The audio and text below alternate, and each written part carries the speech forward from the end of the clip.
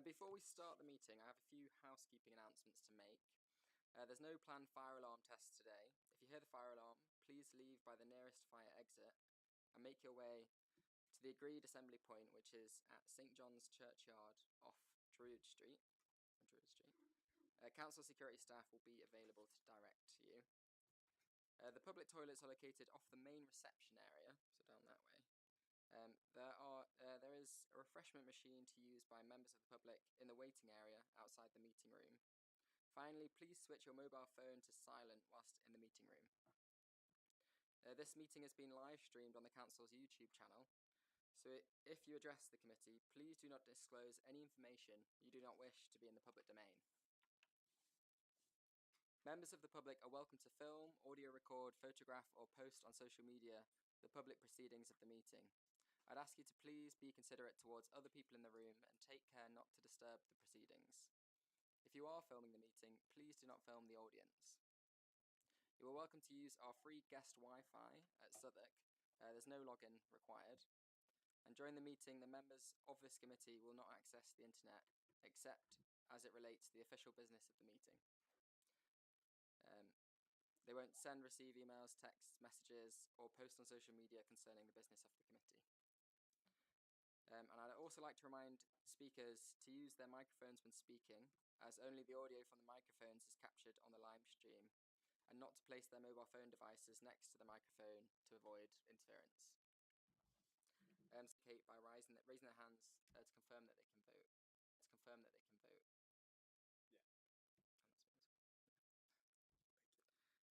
And so next up we have item 3, which is notification of any items of business which the chair deems urgent. So there's the addendum report and the members' pack, which have been circulated. Yeah, these two. Yeah. Which all the members will have here. Then we have item 4, which is disclosure of interests and dispensations. So does any member wish to declare any interest or dispensation in respect of any items or issue to be considered at this meeting? Okay, great. So item 5 is the minutes. Can we agree the minutes for the meeting held on the 24th of February 2026 as an accurate record of the proceedings? So that's pages 1 to 5. I would note that... Sorry, Chair, it was only Councillor James Sanders. Yes, it was only Councillor... Yeah. Okay, great. Item 6 is the development management. So the next item of business concerns the determination of planning applications. I would like to remind everyone of the committee guidance on the conduct of business. So number 1, officers will present the report, outline their recommendations, and answer questions raised by the committee. Then number 2, if present and wishing to speak, the following may then address the committee for no more than 3 minutes. So we have firstly 1 spokesperson representing any objectors to the application. By now you need to have identified a single spokesperson if more than 1 objector wishes to speak. The time will be divided accordingly within the 3-minute time slots if there's multiple people. And B is the applicant or their agent. C is 1 person representing any supporters of the applicant who live within 100 metres of the development area or development site. And D is a ward councillor representing the area affected by the proposal. So, and 3, each speaker should restrict their comments to the planning aspects of the proposal and should avoid repeating information that is already in the report. At the end of each representation, the committee may ask questions of the presenter. After receiving all submissions, the committee will debate the application and consider the recommendations. This is a council committee meeting, which is open to the public, and there should be no interruptions from the audience. The chair has the authority to maintain order, and attendees whose behaviour prevents the meetings from proceeding smoothly will be asked to leave the meeting. Finally, I would like everyone present to know that although this planning committee comprises of members from different political parties, we are not politically whipped. Our decisions are made in accordance with the council's planning policy and other material considerations based on the information contained within the relevant reports, together with consultation, responses, and any verbal submissions made today. So great. On to item 6, or number 6. the development management covering report. So we will now consider the planning applications. So first we have 6.1 application 26-AP-/0519 for full planning application, address Alleyne School, Townley Road, pages 11 to 60 of the agenda pack and addendum report. Considering the officer's addendum report, I'd like to invite the officer to present the addendum report. Yeah. So over to Abby. Thank you, Chair.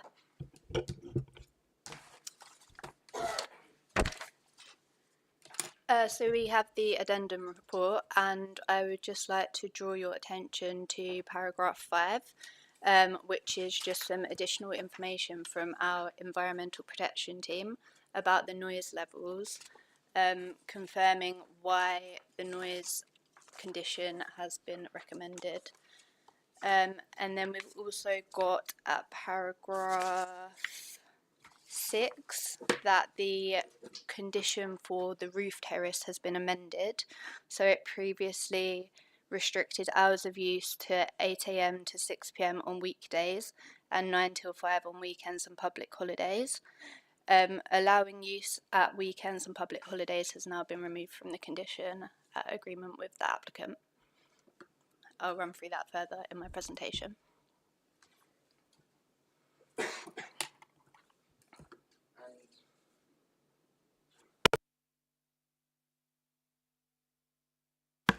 So if you'd like to carry on with your presentation, Abby. Thanks. Thank you, Chair. So item 6.1 at Alleyne School, Townley Road, SE22 8SU is a full planning application for the demolition and replacement of the school dining hall with the new school building and associated landscaping works. This is a site location plan showing the application site, so we are only looking at the dining hall, which is outlined in red. The blue line covers the rest of the school site. This is an aerial view of the existing site, so you can see the single-storey dining hall building which is proposed to be demolished. Sure. Thank you. So this is a photo of the existing dining hall from Hillsborough Road. And here is a photo from within the school site. This shows the existing floor plan, so it's a main dining hall with a staff dining area and some other smaller office rooms, storage and toilets. In terms of policy considerations, the application site is not within a conservation area. You can see the Dulwich Village Conservation Area is the area in brown on this image here, to the south, and then the yellow building is the school building, the main school building, which is listed. Much of the wider school site is designated as Metropolitan Open Land. This is the yellow on the screen here, but it doesn't encroach upon the site that we're looking at, which again is the red line shown here. So the proposal is for the demolition of the existing dining hall, construction of a Part 1, 2 and 3 storey education building of 2,440 square metres. It will provide 2 dining halls, flexible classrooms, meeting rooms, breakout spaces, a main assembly hall for 220 pupils, an energy centre and a roof terrace. The proposal is not for an increase in the number of pupils at the school. In terms of the planning consultation, we sent neighbour notification letters to 131 neighbouring properties in February. Site notices were put up at the start of March and a publication was also placed in the Southwark News. We received 31 objections and 8 letters in support. Here's a list of all of the material planning considerations that were raised by objectors. I'll run through them briefly. So they talk about overdevelopment of the site, impact on the residential character of the area, loss of amenity to neighbours, traffic and parking pressures, and the fact that the proposal could make these worse, concerns over the intensification of the use, construction impacts, concerns over a new entrance on Hillsborough Road, operational noise from users, plants, servicing and refuse, loss of trees and biodiversity impacts, local heritage impacts, and increased refuse and servicing requirements. In terms of the support comments received, they revolved around the need for the development and the fact that current facilities are outdated and unattractive, that the proposed building is architecturally supported and it's a positive addition to the street scene and the townscape, improved energy efficiency and improved facilities for both pupils and the wider community. In terms of the planning assessment, for the principle of development, there is no change of use proposed. So it will still be an educational building within the school site. There's no intensification of the use proposed. And we are also looking to secure a community use agreement by a Section 106 legal agreement to ensure that the new facility can be hired by the wider community. And this would also secure details of that. In terms of the demolition, the proposal is to replace the dining hall, and this has been justified on sustainability, site constraints and heritage grounds.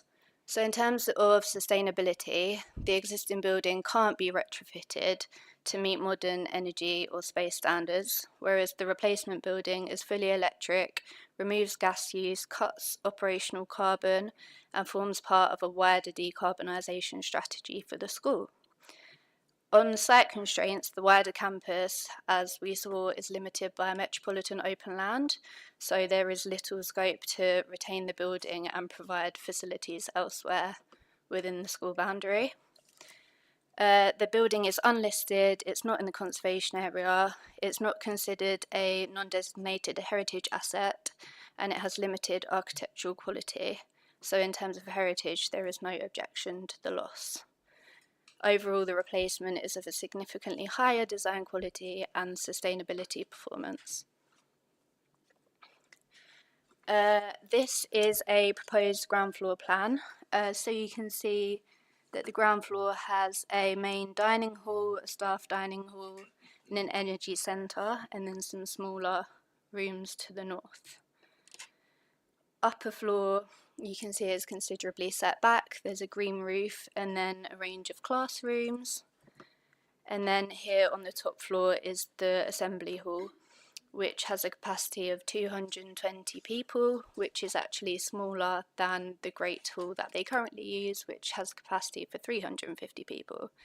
There's also a roof terrace there on the right-hand side of the screen that you can see, with some defensible planting all the way around the edge. Here is an aerial view of the proposed building from Hillsborough Road, and another one from within the school site, so you can see that roof terrace and the PV panels on the roof as well.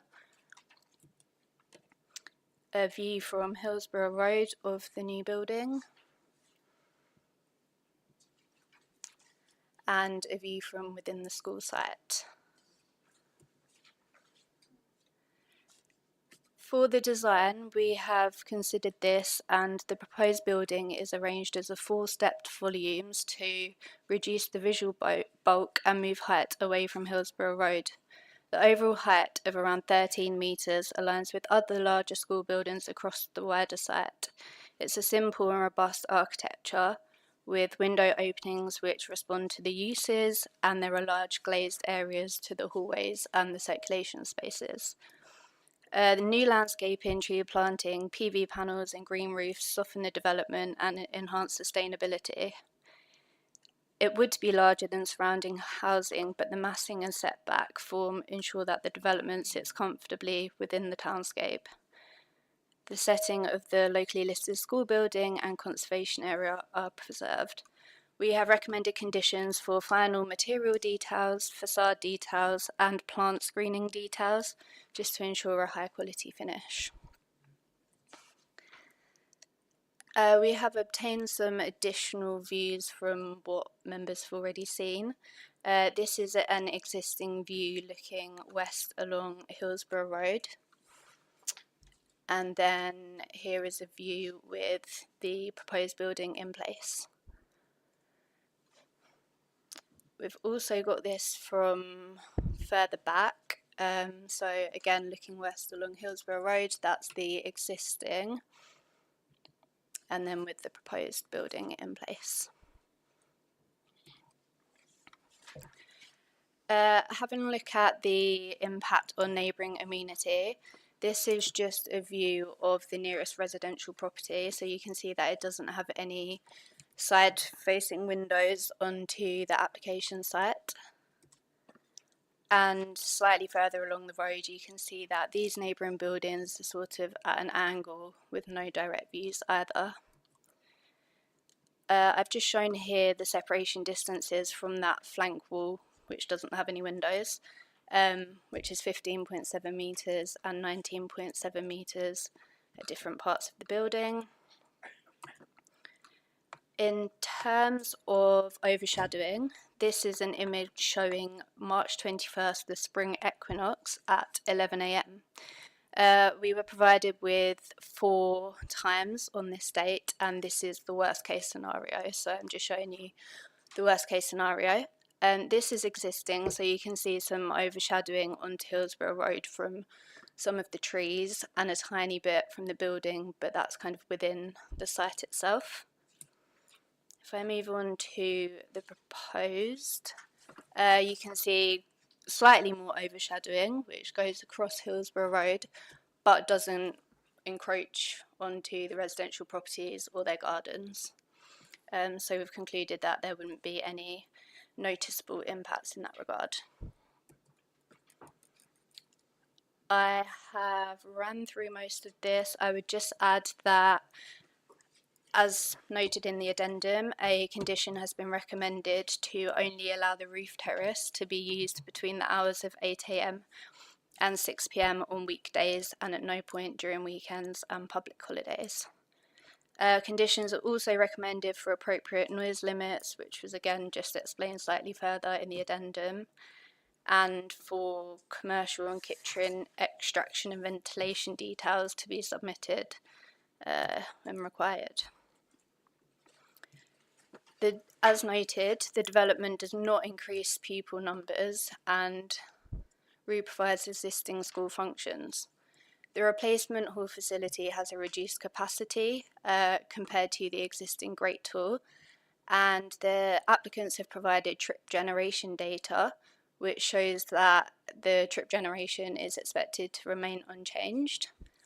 A travel plan identifies realistic opportunities for a further mode shift away from private car use, so looking at sustainable modes of transport. An updated travel plan would be secured by Section 106, along with a monitoring fee for us to monitor that process. No car parking is proposed, and the existing servicing and delivery arrangements would be retained, with an improved refuse storage provided.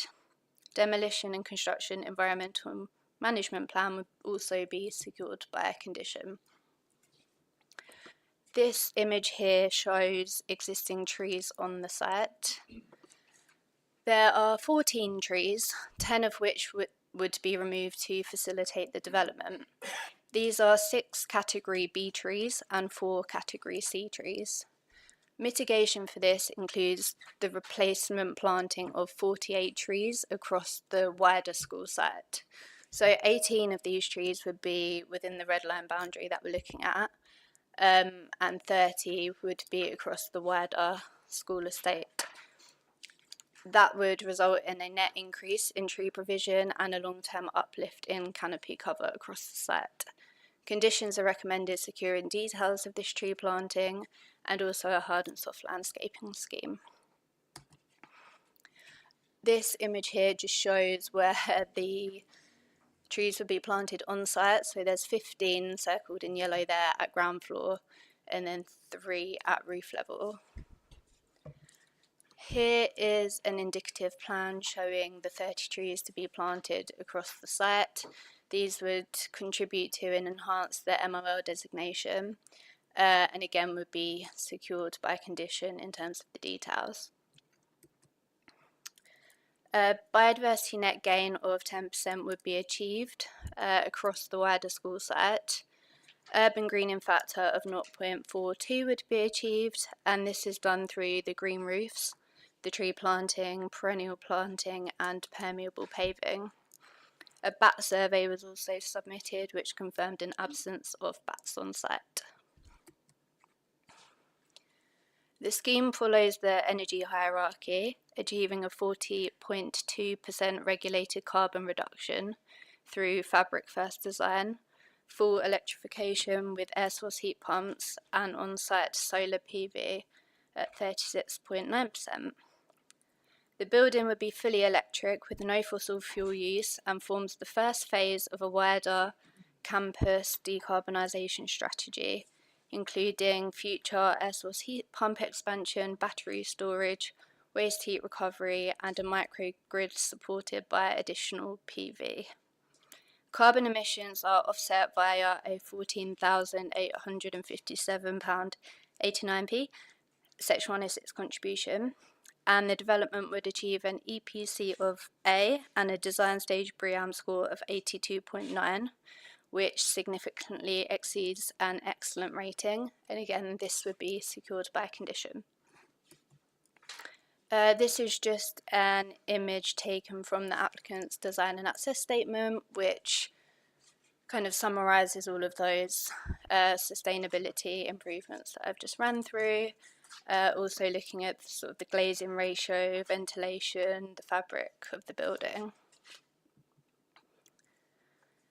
It is therefore recommended that plan and permission be granted, subject to conditions and completion of a Section 106 agreement. In the event that a Section 106 legal agreement is not completed by the 30th of September 2026, that the Director of Planning and Growth be authorised to refuse plan and permission if appropriate. I have also summarised all of the conditions and obligations, which I can run through quickly. Sure.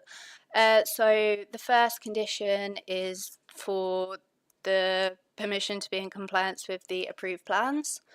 Then we've got standard time limit condition requiring the development to be begun before the end of 3 years. Submission of a demolition, construction, environmental management plan prior to any works begin. Details of the tree planting, specifically referring to the 48 trees that the applicant is committing to provide to mitigate the loss. Details of secured by design measures and submission of a certificate in line with Metropolitan Police requirements.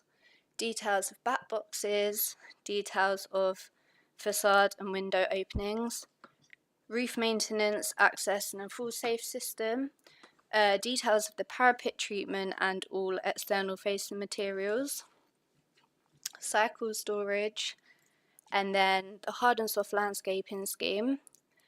We've also got compliance conditions for the roof terrace to only be used between 8 AM and 6 PM.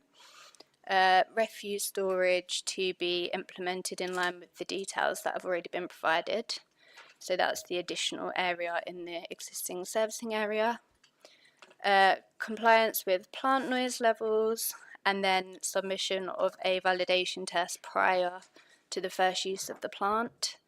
No installation of the commercial kitchen until full details of extraction and ventilation systems are submitted, and also evidence of achieving BREEAM Excellent.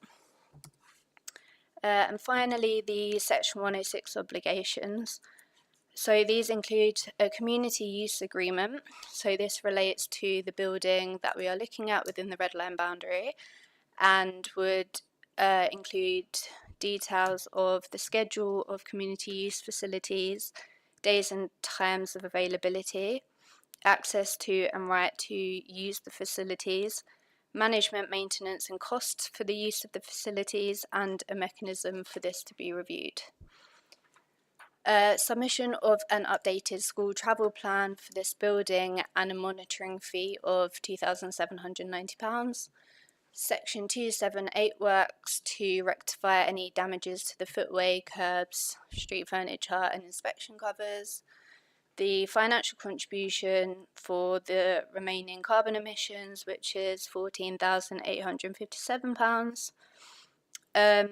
A financial contribution of £4,000 per tree if for any reason a tree required for mitigation is not planted. And then finally, a financial contribution of £13,200 for monitoring of the tree planting. Thank you. Great, thanks Abby for the presentation there.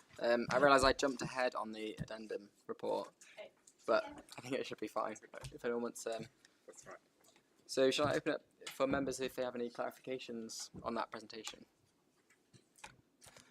If we go to Jane. One of the concerns I can see we've approached all of the objectors' concerns, except the one I may have missed it, and I do apologise. Concerns over a new entrance at Hillsborough Road. Is there actually going to be a new entrance? And they said related security and safeguarding issues. Or is that something I should ask the applicant? No. Yes. Or is there no entrance? That was going to be the question. Thank you, Councillor Salmon. There is a response from the applicant to that question, Okay. where they specify the times of use for that entrance in the morning and in the evening. So Abby, you can always bring it up and we can share with members. Answer now. This is the best plan that shows it actually, the tree planting plan. Okay. Maybe I can zoom in. On the right hand side here. Oh, yes. Oh, gone a bit far. Ah, got it. There is a gate there. I mentioned in my report, so it would be used for breakfast and after school clubs, so that's between 7:30 and 8:30 a.m. and 4:30 and 6 p.m. And it may also be used by pre-arranged visitors attending events. So the community use agreement where people might be using this building outside of the school, rather than having to go through the whole school, it could make more sense for that gate to be used. But I'm sure the applicant can add to that if you have any further questions. Would it be electric, do you think? Used by a card or something to get in? I would assume so. Yeah, okay. I'll ask. Thank you. Thank you. Sean, if you want to go ahead.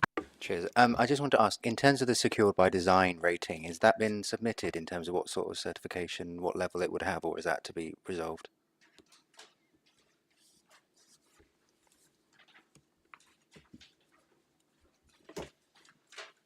Sorry, bear with me 1 second. No problem. Cheers.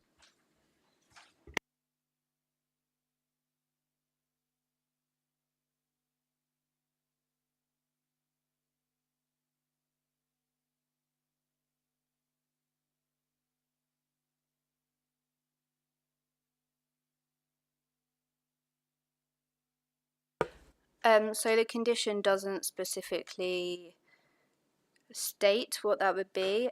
It isn't information that would usually be submitted at this stage. So the applicant, when they submit details to discharge the condition, that will have all of the relevant information, and that gets referred to the Metropolitan Police, and then they comment on it. I think they often do a site visit and review it, and then recommend to us whether they're happy. So that tends to be something that comes later on. Cool, thank you. But I hope they'll be aiming for a gold standard in that regard. I suppose I have one clarification as well. It's around the height of the building. So we've got it down as 13 metres. Is that just to the point that is sort of on the school side, if that makes sense? Because looking from the image, that...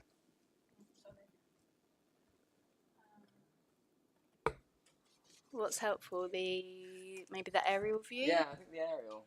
Just in... Sorry. So here... Let me go all the way to this one. Yeah, so this one maybe.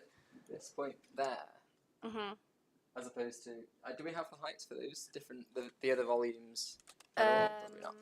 I don't have them in front of me. I But can the find 13, them. well, I guess the But clarification: the 13 meters is up to that point. 30 meters is the highest point. Okay. Which is kind of equivalent to the other. You see the school building next door. Yeah. over on the right. So it's kind of sits, but as you can see, it's set back so that it sits within those school buildings rather than onto the road. Yeah, it sort of steps up from the road. Yeah, exactly.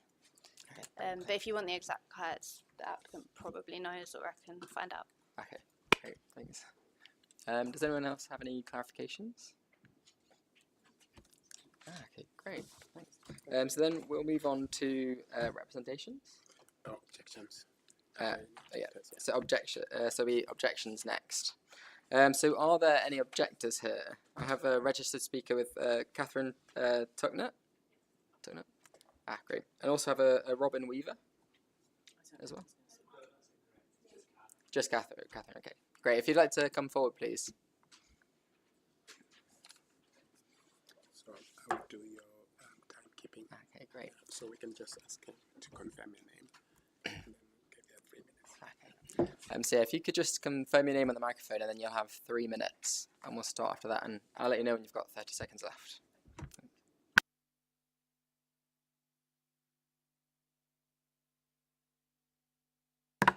No worries.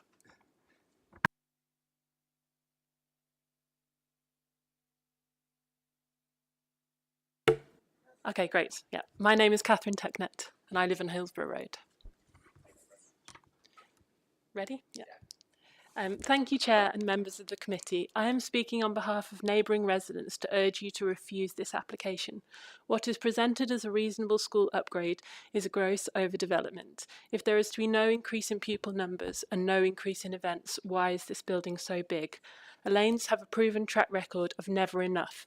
Residents remember an open view from Hillsborough Road. Now it's Project Crucible, more pupils will undoubtedly follow, needing more facilities. A new sports campus on Hillsborough Road is already being planned. The sheer size of this building directly violates Southwark planning policies with total disregard for character and context. Hillsborough Road is a quiet residential street of low 2-storey terrace housing. The proposal is a monolithic slab 53 metres long, towering 15 metres high and equivalent to 5 stories. This oversized building ignores the natural topography and a 2-metre slope across the plot itself, sitting atop a podium aggressively looming over our street and blocking views of the locally listed clock tower. No Hillsborough Road context is shown on the application drawings, rendering it impossible to claim the scale is appropriate. What isn't being discussed tonight is the tactical splitting of the project into 3 parallel applications. By breaking the scheme apart, the true cumulative impact of a second dining hall and commercial kitchen on Hillsborough Road is not being assessed, doubling the impact of kitchen noise and odour. The amenity impacts will be devastating. The proposals do not meet Southwark's noise policy. Event spaces are currently buffered and away from homes within the centre of the school campus. Crucible locates a new events hall and roof terrace directly onto Hillsborough Road. The roof terrace violates our privacy, overlooking directly into homes and well-loved front gardens, which are the main amenity spaces for the houses directly opposite. This is alongside a new public entrance gate. Turning to planning conditions, if the committee is minded to grant permission, you must impose the following strict conditions. Firstly, strict caps. The school must be restricted to current pupil numbers, and secondly, events must be capped at the current number held per year. Otherwise, they will use the Great Hall and this hall for multiple events. Rigorous curfews. Given the new proximity of the events hall to our homes, internal use must be restricted to 8 p.m. on weekdays, 6 p.m. on Saturdays, and no use on Sundays, which matches the current application that's in for floodlights. The development must meet Southwark's noise policy. The policy already defines what very low levels means, but the existing background measure are above this, and so no exception should be made. Finally, all site access should be via existing manned entry points. In conclusion, no one is denying the need to replace the existing dining hall, but not with an inflated megastructure of different uses that does not meet the dining needs of the school. We urge you to look at the full impact of these combined applications, protect our amenity, and we refuse the application. Thank you. Thank you, Catherine. Do the members have any questions for the objectors? Jane? Thank you for your presentation. You did hear that they have agreed to not use the roof terrace at the weekends. Yeah, because you were talking about Saturdays and nothing on Sundays, but they're not going to do anything. We either were on the day. talking what our recommendation is for internal use, so events where they have PA systems and like audience, that kind of thing. Okay. There's no assessment of the noise that comes from building use, internal building use. So do they use, are you saying they use that for that at the moment? They use the dining hall for events at the weekend? And Not as far as I'm aware, but the project includes an events hall on the top floor, which is specifically for events. And my other question is, you mentioned a clock tower. I'm sorry, that was not, whereabouts is this clock tower? Is that in the school grounds? Yeah, so the main historic building, which is faces onto Townley Road, but because of the natural topography from Hillsborough Road, we get a really lovely view up to the clock tower. The clock bell chimes every hour, and it's a kind of big part of the kind of identity of and the character of where we live. This building will obscure the views to that clock tower, and that is a locally listed building, which Abby mentioned. Okay, thank you. Yeah, Kath? Could you give us some idea of the community use you would like the school to be put to? I mean, I feel like I don't want to speak on behalf of the entire community. I think I've gone to lots of neighbourhood meetings where access to the swimming pool has been mentioned. Currently it's only an hour a week. And I know that I've heard on the grapevine about local swimming clubs that have lost their access to the swimming pool. I think there's other people like councillors and other people who are better placed to be able to answer to what the wider community needs.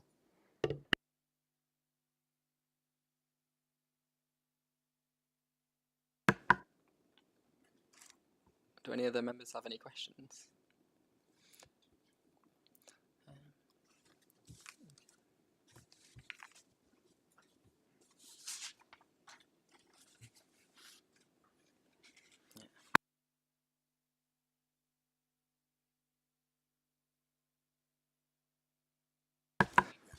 Thanks, Catherine. There's no more questions there. Thanks for your presentation. That was really helpful.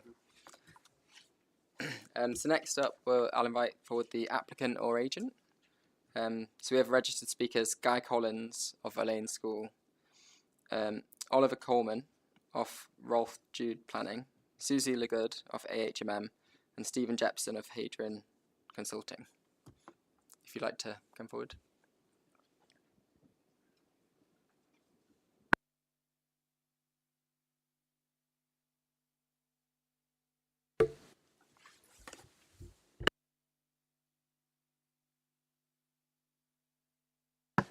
So if you'd like to introduce yourself, and then you'll have 3 minutes. Thanks. Thank you, Chair. My name is Guy Collins Down. I'm the Chief Operating Officer for Alleyne School. Alleyne's has been part of the fabric for Southwark for over 400 years now. Founded by Edward Alleyne as the College of God's Gift, we've occupied our Townley Road site for nearly 150 years and are proud custodians of a beautiful site.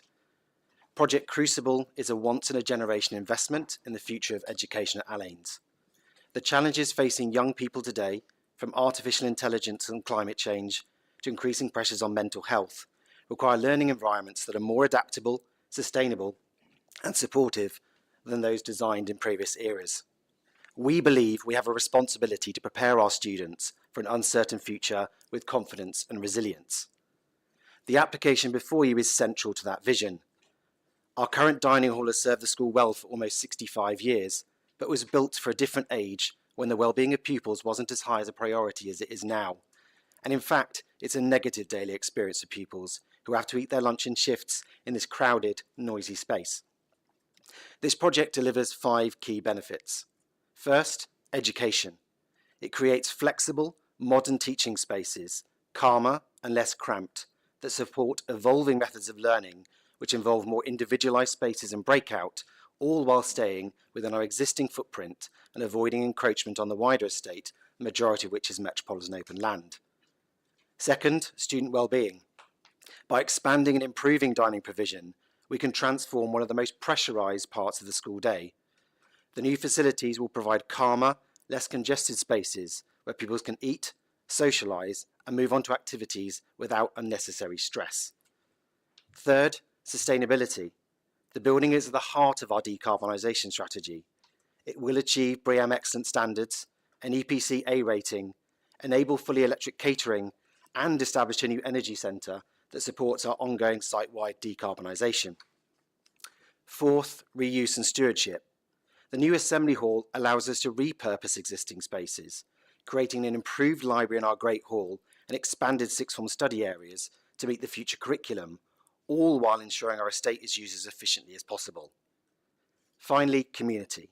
Since arriving at Allains in 2022, I have strengthened engagement with our neighbours through genuine consultation, while Allains continues to offer a wide variety of community access programmes and partnerships with local schools. 30 seconds. This project includes a Section 106 secured community use agreement, reflecting our commitment to serving the wider Southwark community. Thank you for your consideration. We believe this is a thoughtful, sustainable and future-focused scheme that will benefit both Allains and the community it serves for generations to come. Thank you. Thanks for that, Guy. That was really useful. So we have some questions. I'll just start off with one is, I'd like to just know a bit more about your consideration to the neighbours, I suppose. So with the way the building's been designed, it's obviously replacing a single-storey building with a much bigger building along what is on the other side a residential street. So it'd be good to hear, I guess, how you've approached that through the design process. Yeah, sure. So for the past 3 years, we've had a neighbours advisory group. We meet every half term. We now consult on all our planning applications in advance before we submit them to Southwark to hear our neighbours' concerns. With this scheme, this site it came into school's possession in the late 50s. We built along that site in the 50s and 60s, and we are now at that point, sadly, where we're moving along Hillsborough Road to replace those buildings. The design of being stepped back from the road is deliberately in response to what I hear from our neighbours when I have those neighbours advisory group meetings, because I know, as a resident of Townley Road, right opposite the other side of the school, how important that is, and that residential streets have grown up around our school for the last 150 years. So the step back nature is the primary part of that. So when you walk along the road, you should only see a one-storey building as you go down Hillsborough Road, and then moving our larger volume spaces so we have the three-storey view on our side of the site rather than neighbours having the three-storey view on their site. Okay, thanks. Kath, you got? We have heard in the process of considering this that Allains has not been very welcoming to people using the facilities. For example, the swimming pool. Can you give us some assurance that this will not remain the case, or that it isn't the case at the moment? I would disagree with that statement. The school does a huge amount for our local community. We give thousands of hours away of community use every year, mostly towards youth, because we are a school and youth is our priority. For instance, next week we have 5 local schools that come to learn to swim in our swimming pool, which we do not charge for. We do that all at our own cost. So we do feel that we do offer that. You know, every Tuesday evening we have the Allains Academy, which runs local academy activities for 7 different primary schools, all to learn history, arts, sports and music. We would love to offer more to our community, but also we find it's a balance because we need to be good neighbours. And I'm very acutely aware of that, being a neighbour of the school myself, of to what impact that can have having too much use. But this is why the Section 106 is good for us, I think, because it gives us the opportunity to properly codify that in a way that our neighbours will be happy with and that makes us good stewards to our local residents. Jane? Thank you, Chair. Completely understand a bit about children, young people needing to be in a calmer environment. I can imagine dining halls can be very overwhelming at times, lots of noise and everything, so I appreciate that. With the planting of new trees, it's just a small thing and it's not something that needs to be added in. Would it be considered for the pupils to have a big say in those trees and how they're looked after? And you know, I just think it's very important because you've got your rooftop and that's wonderful. I just think it's their school. They can maybe put the name around the bottom of trees and it would always be, you know, Peter's tree or whatever like that. Are you going to do anything like that, or could you consider it? Absolutely. Just the other week, we were doing our hedgerow planting as part of the removal of the temporary car park we had permission for. And all our junior school pupils, they were 6 and 7-year-olds, were planting all of those hedges with our head groundsman. I think most neighbours would probably agree that the look and feel of our site has completely changed of late. We have biodiversified our site massively because we believe in the power of the environment. I'm very proud to look after 28 acres of metropolitan open land, particularly in a city like ours. And as much involvement as possible, particularly in community gardening as well, is super important to us. So, absolutely. Kath? We've heard that you have multiple applications at the moment. I understand why that happens, but could you explain to the objectors that it's not something sinister? I mean, it isn't sinister because we've had to sort of separate them in the way, because when we've discussed this with the council, that's what we've been advised to do as part of the planning application in terms of how we would address this. We have a number of applications attached to this, which this is one large development. Project Crucible is several different projects because it is a generational project to our school. I talked about increasing space to breathe for our pupils. For instance, artificial intelligence is changing the way that our curriculum is taught, so we need more individual spaces. The unlock for us is our Great Hall, which is our Great Hall in our main building. That will become our library, which then allows us to take the current library into larger sixth form spaces, which gives more individual spaces for our pupils to be able to have their sixth form experience. Gone are the days of just putting in a sixth form common room. It just doesn't work that way. It needs to be more like a university environment. And all those things are interconnected with each other. The application that the neighbours are alluding to is our new gym.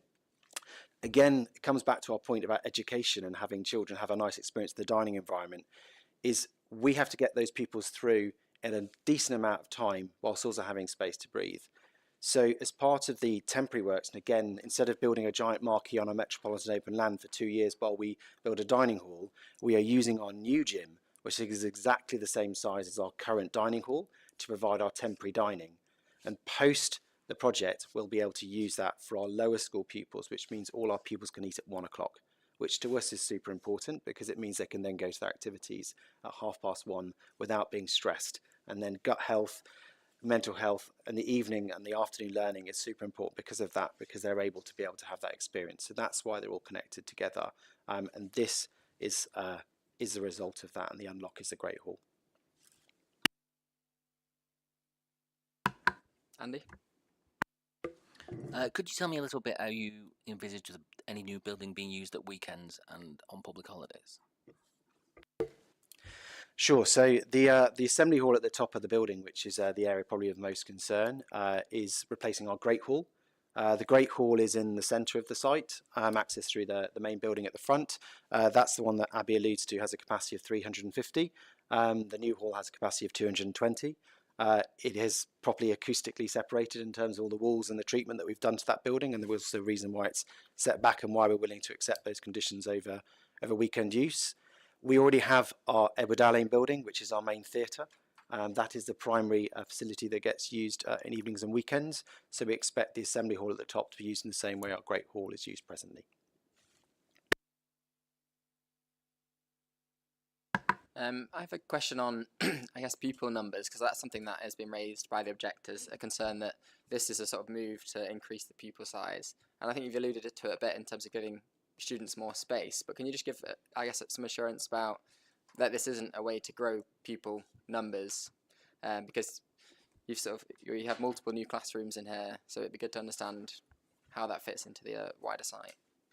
Yeah, sure, Chair. So this comes back to the school's strategy on delivering education. As I explained, education is changing quite rapidly. When we moved to our site in 1876, we had one main building. Over time, as the school has grown, we've added buildings here, there and everywhere. A couple of years ago, we did a site master plan, working with Hopkins at the time, to look at the next 50 years of our site, to properly understand how our site should operate in a way that makes sense for the future. That is the way we think. In terms of the space that we require, A lot of those buildings are not really suitable teaching buildings because they were built at a time. So our main building, for instance, the classroom spaces are 42 square metres. The DFE number is supposed to be 1.8 square metres per child minimum.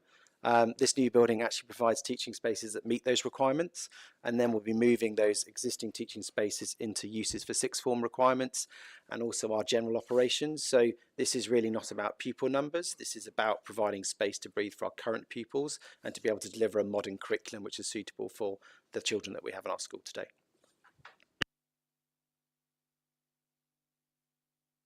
Sorry, Andy. Just a follow up to your question. Can you tell me what your Great Hall is currently used for at weekends and on bank holidays? It's not actually used a huge amount. It's our Edward Alleyne building, which is our primary facility. We submitted within our transport system the full use of the building within those events. It is predominantly for school-based events, jazz concert. We do Village Books use it on a semi-regular basis, which is to do author talks. So we're not talking, wild parties or weddings. We don't do that at Alleyne's. It's more educational pursuits. We have ballet schools that use it. So again, young children, it sort of fits within our use parameters. So it is for predominant youth use for sports and cultural activity.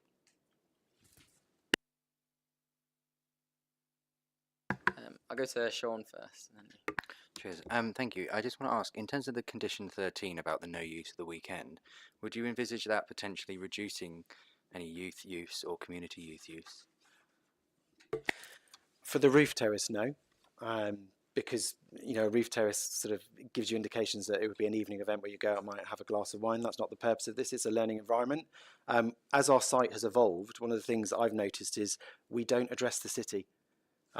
All our site looks towards Dulwich, whereas actually the view towards the city is something of aspiration to our children. So the reason for the roof terrace being there was a personal project of mine to make sure there was a connection back to the city. So during the day when they're doing their dance and drama lessons within the room, within the assembly hall, they can then go out to breathe and be able to see the city from that view. And I think that's quite important when we live in London to actually have a connection back to the city we're in.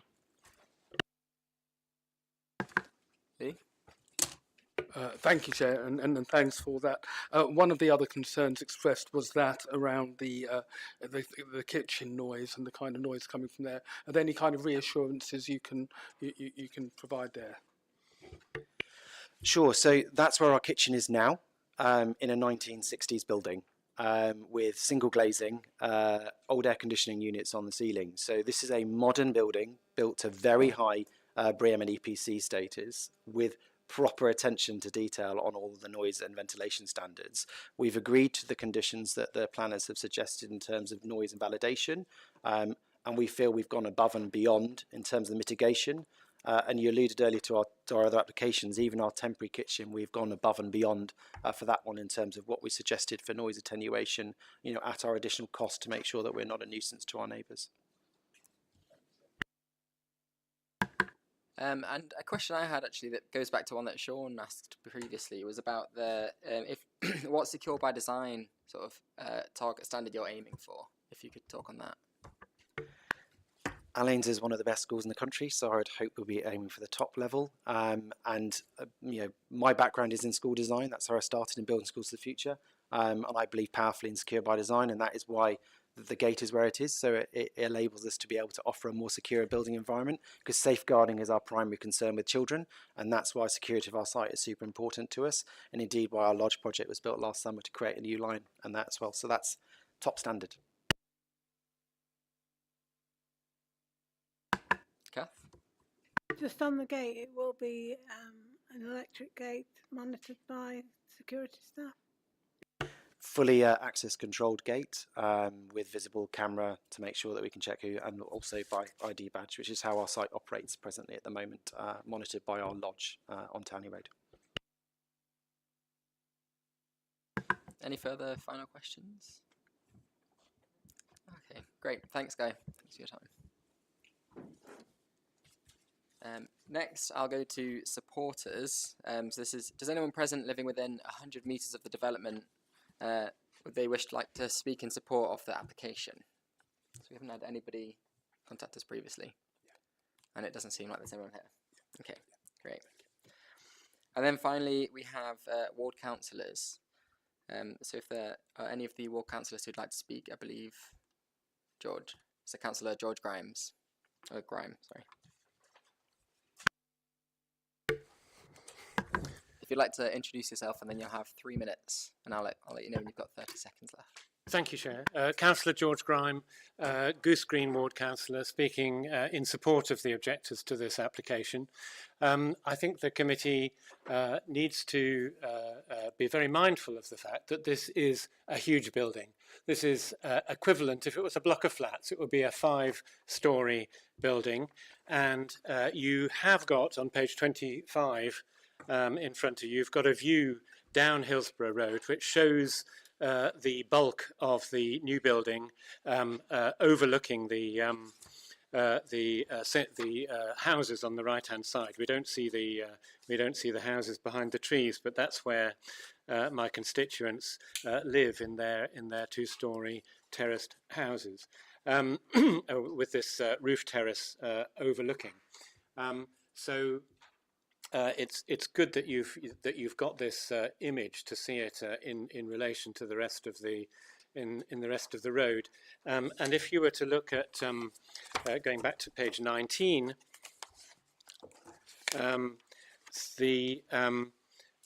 this design of the building, although the school talked about how they consult with the neighbours, this was the original image that they used in consultation with the neighbours, and it hasn't changed at all since the scheme was designed.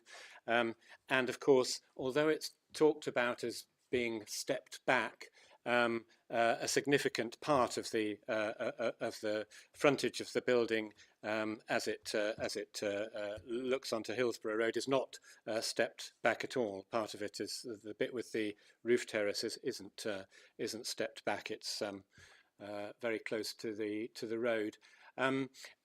The issue about pupil numbers and increased use of the site, I think, is something that should be put in as a condition. I'm not sure how that could be done, but I would urge the committee to consider incorporating some kind of condition, because this is a huge new event space right on Hillsborough Road.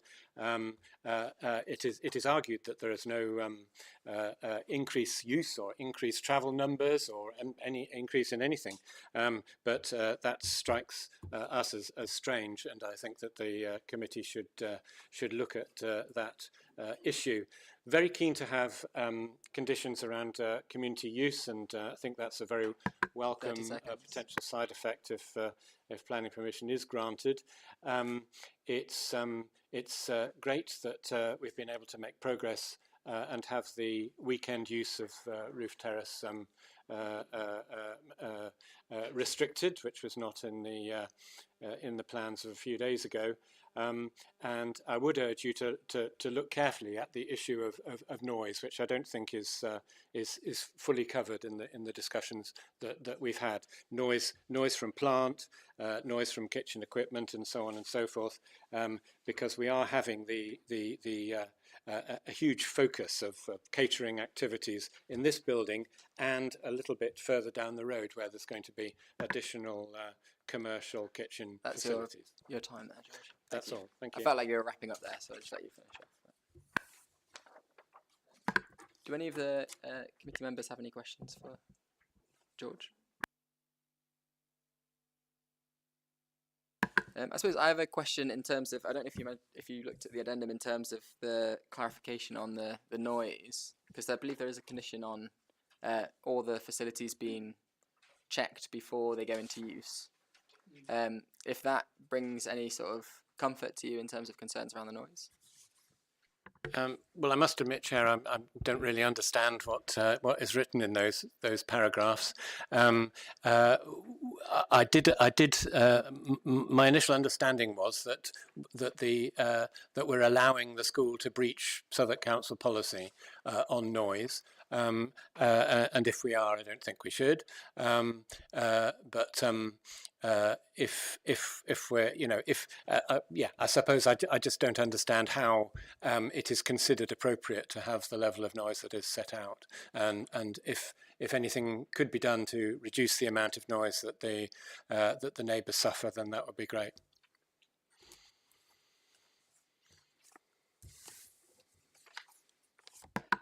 Yeah, that'd be. I don't know if it'd be helpful if you could clarify around the noise and the Southwark policy on noise, if that'd be. Sure, thank you. Following discussions about the noise and the understanding that the levels were lower than Southwark policy, I spoke with our environmental protection team earlier today. So the text in italics in the addendum is word for word what they said, which explains it. I'm happy to read it out. I am no noise expert, but yeah, that kind of explains the situation.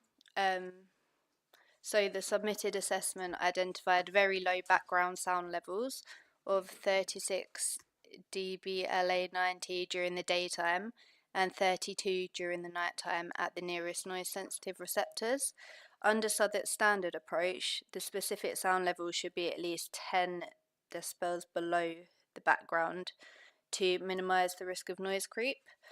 However, where these levels are already low, strict application of this can result in onerous targets that are not always proportionate to the noise impact experienced by residents.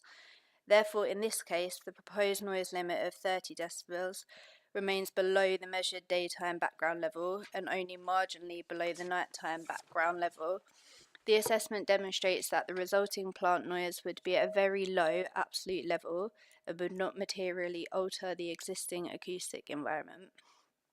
The primary building control criteria that the rating level should not exceed the prevailing background sound level is satisfied, so it does meet standards in that respect. Hopefully that clarifies it, but if you've got anything else. Chair. In addition, on page 50 of your pack of the agenda, 50 at the top and 39 at the bottom, I think it's critical to mention that any land that is installed will be subject to a validation test before use. So that test should meet our noise standards. So no equipment should be operated until it passes a validation test. So that's part of condition 15 of the draft recommendation before you. Yeah. And just for my understanding of that, I suppose, it seems that essentially the comparison is to a background noise that's already extremely low, and because it has to reduce, that it's a sort of unnoticeable change, but technically would be very, very hard to possibly get that low. And it seems more linked to the nighttime noise as opposed to the daytime noise. Correct. Yeah. If that helps you, George.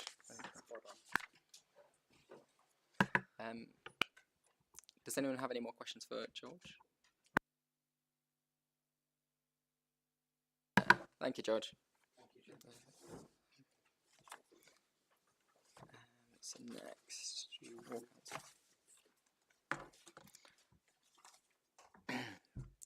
so following the representations, does the committee have any further questions or points of clarification that it would like to raise with officers?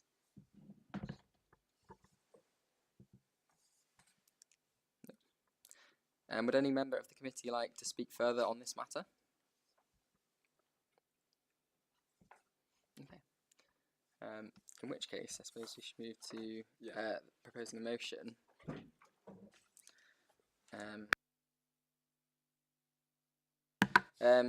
So I would like to move to that we adopt the officer's recommendations as set out in paragraph 1 and 2 of the report on page 14 of the main agenda pack. Any amendments to conditions during the hearing? It's per this addendum.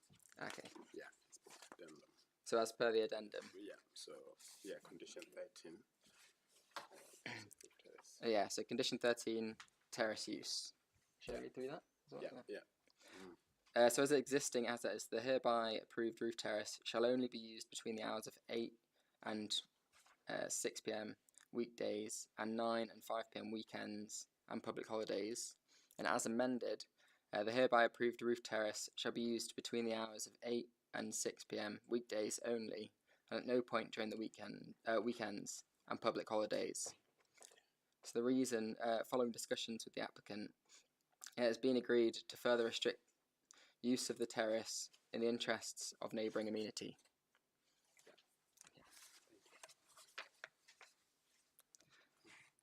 So then the next is sorry. So the recommendation is that. So shall I read through it? Yeah. So the recommendations that planning permission be granted subject to condition and completion of a Section 106 legal agreement. And in the event that the Section 106 legal agreement is not completed by 30th September 2026, that the Director of Planning and Growth be authorised to refuse planning permission, if appropriate, for reasons set out in paragraph 94 of this report. Does any member of the committee wish to second this? Great. I'll go with Jane as the question.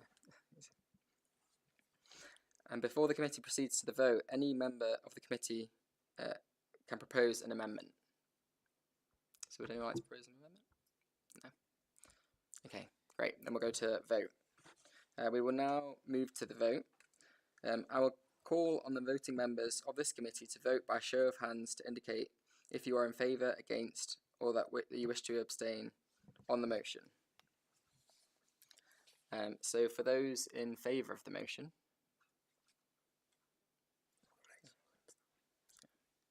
great. If you put your hands down, please. Those against the motion,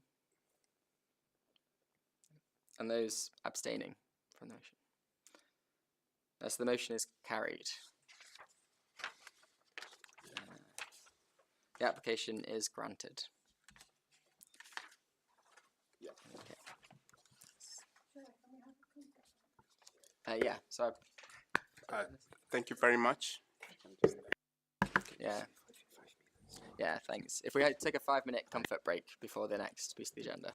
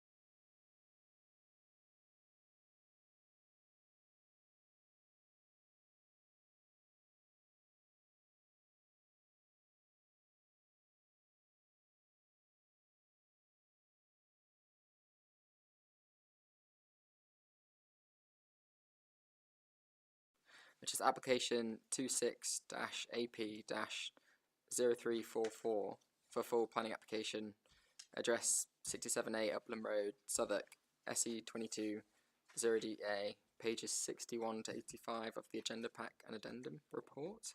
So if I pass over to Sean to present the report and addendum.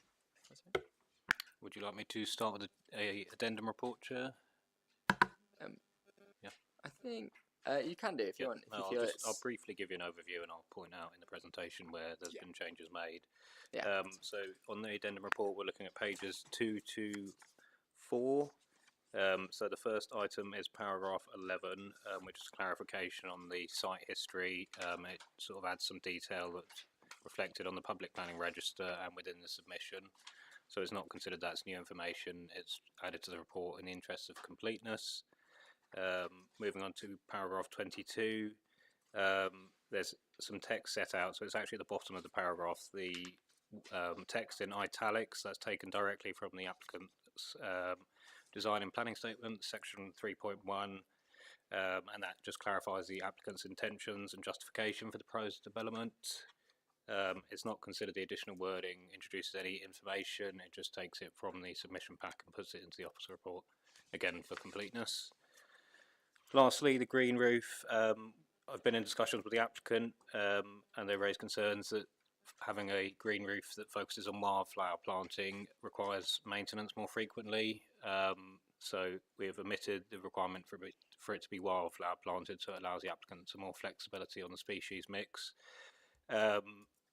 And to clear that up in policy terms, there's no explicit requirement for green roofs to be wildflower focused, and the development would still deliver habitat creation on the roof.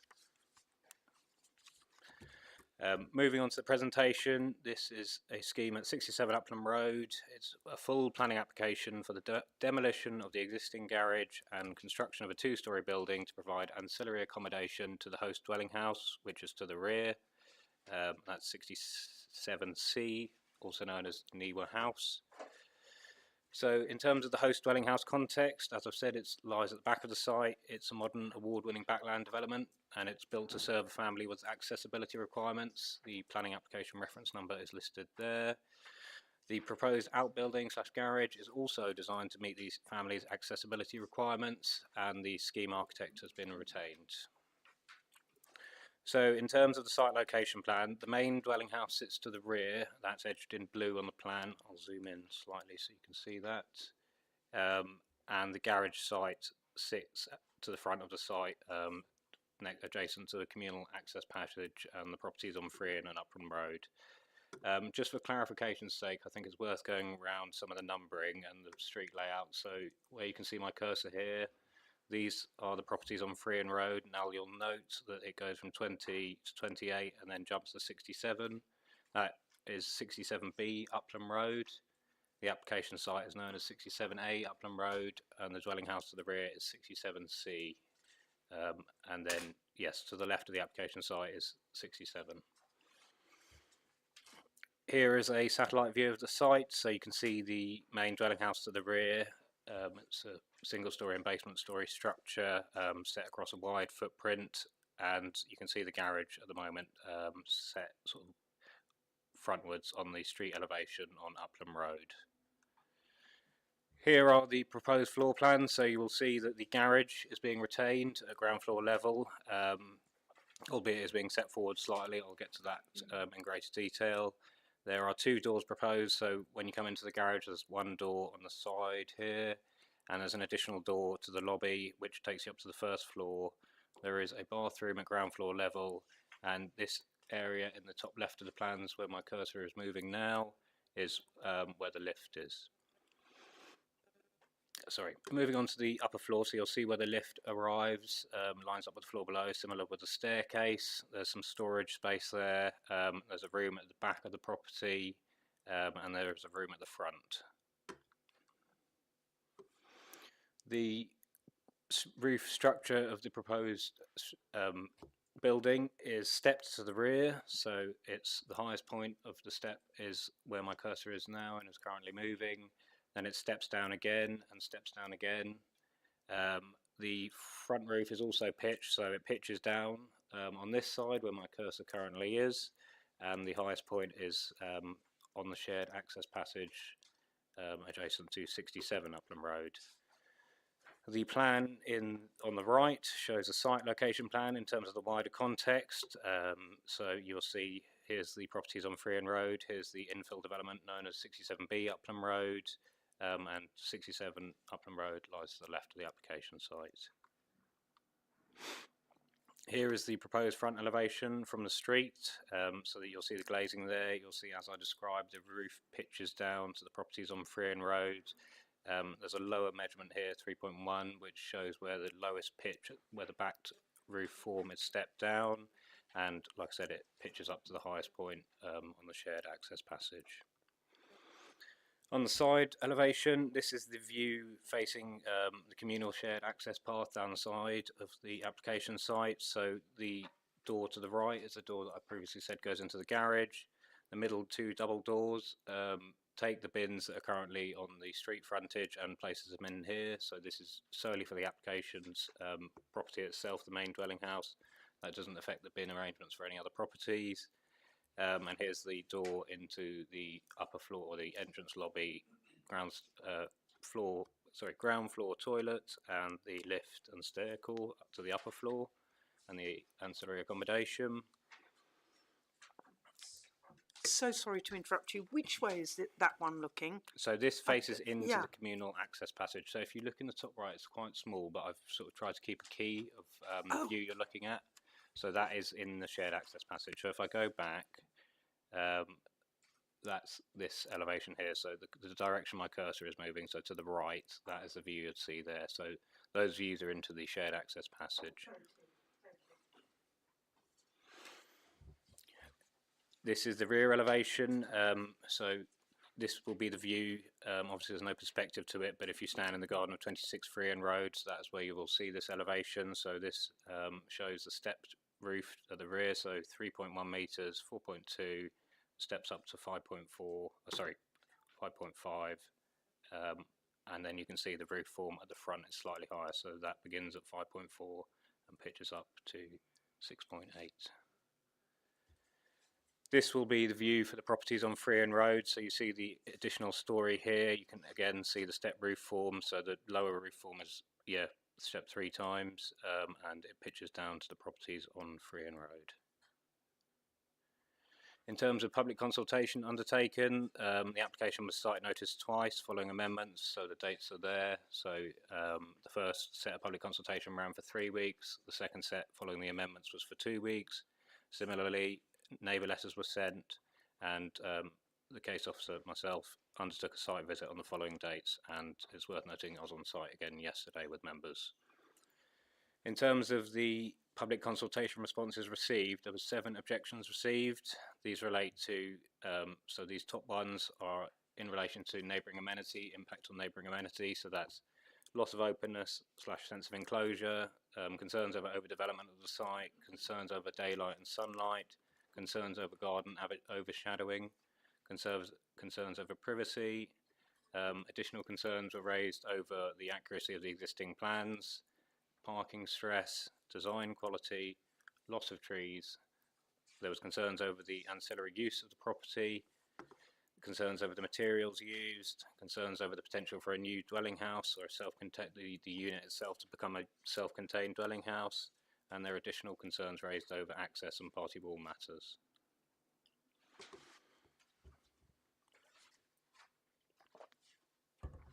So it is considered the principle of development in land use terms is acceptable.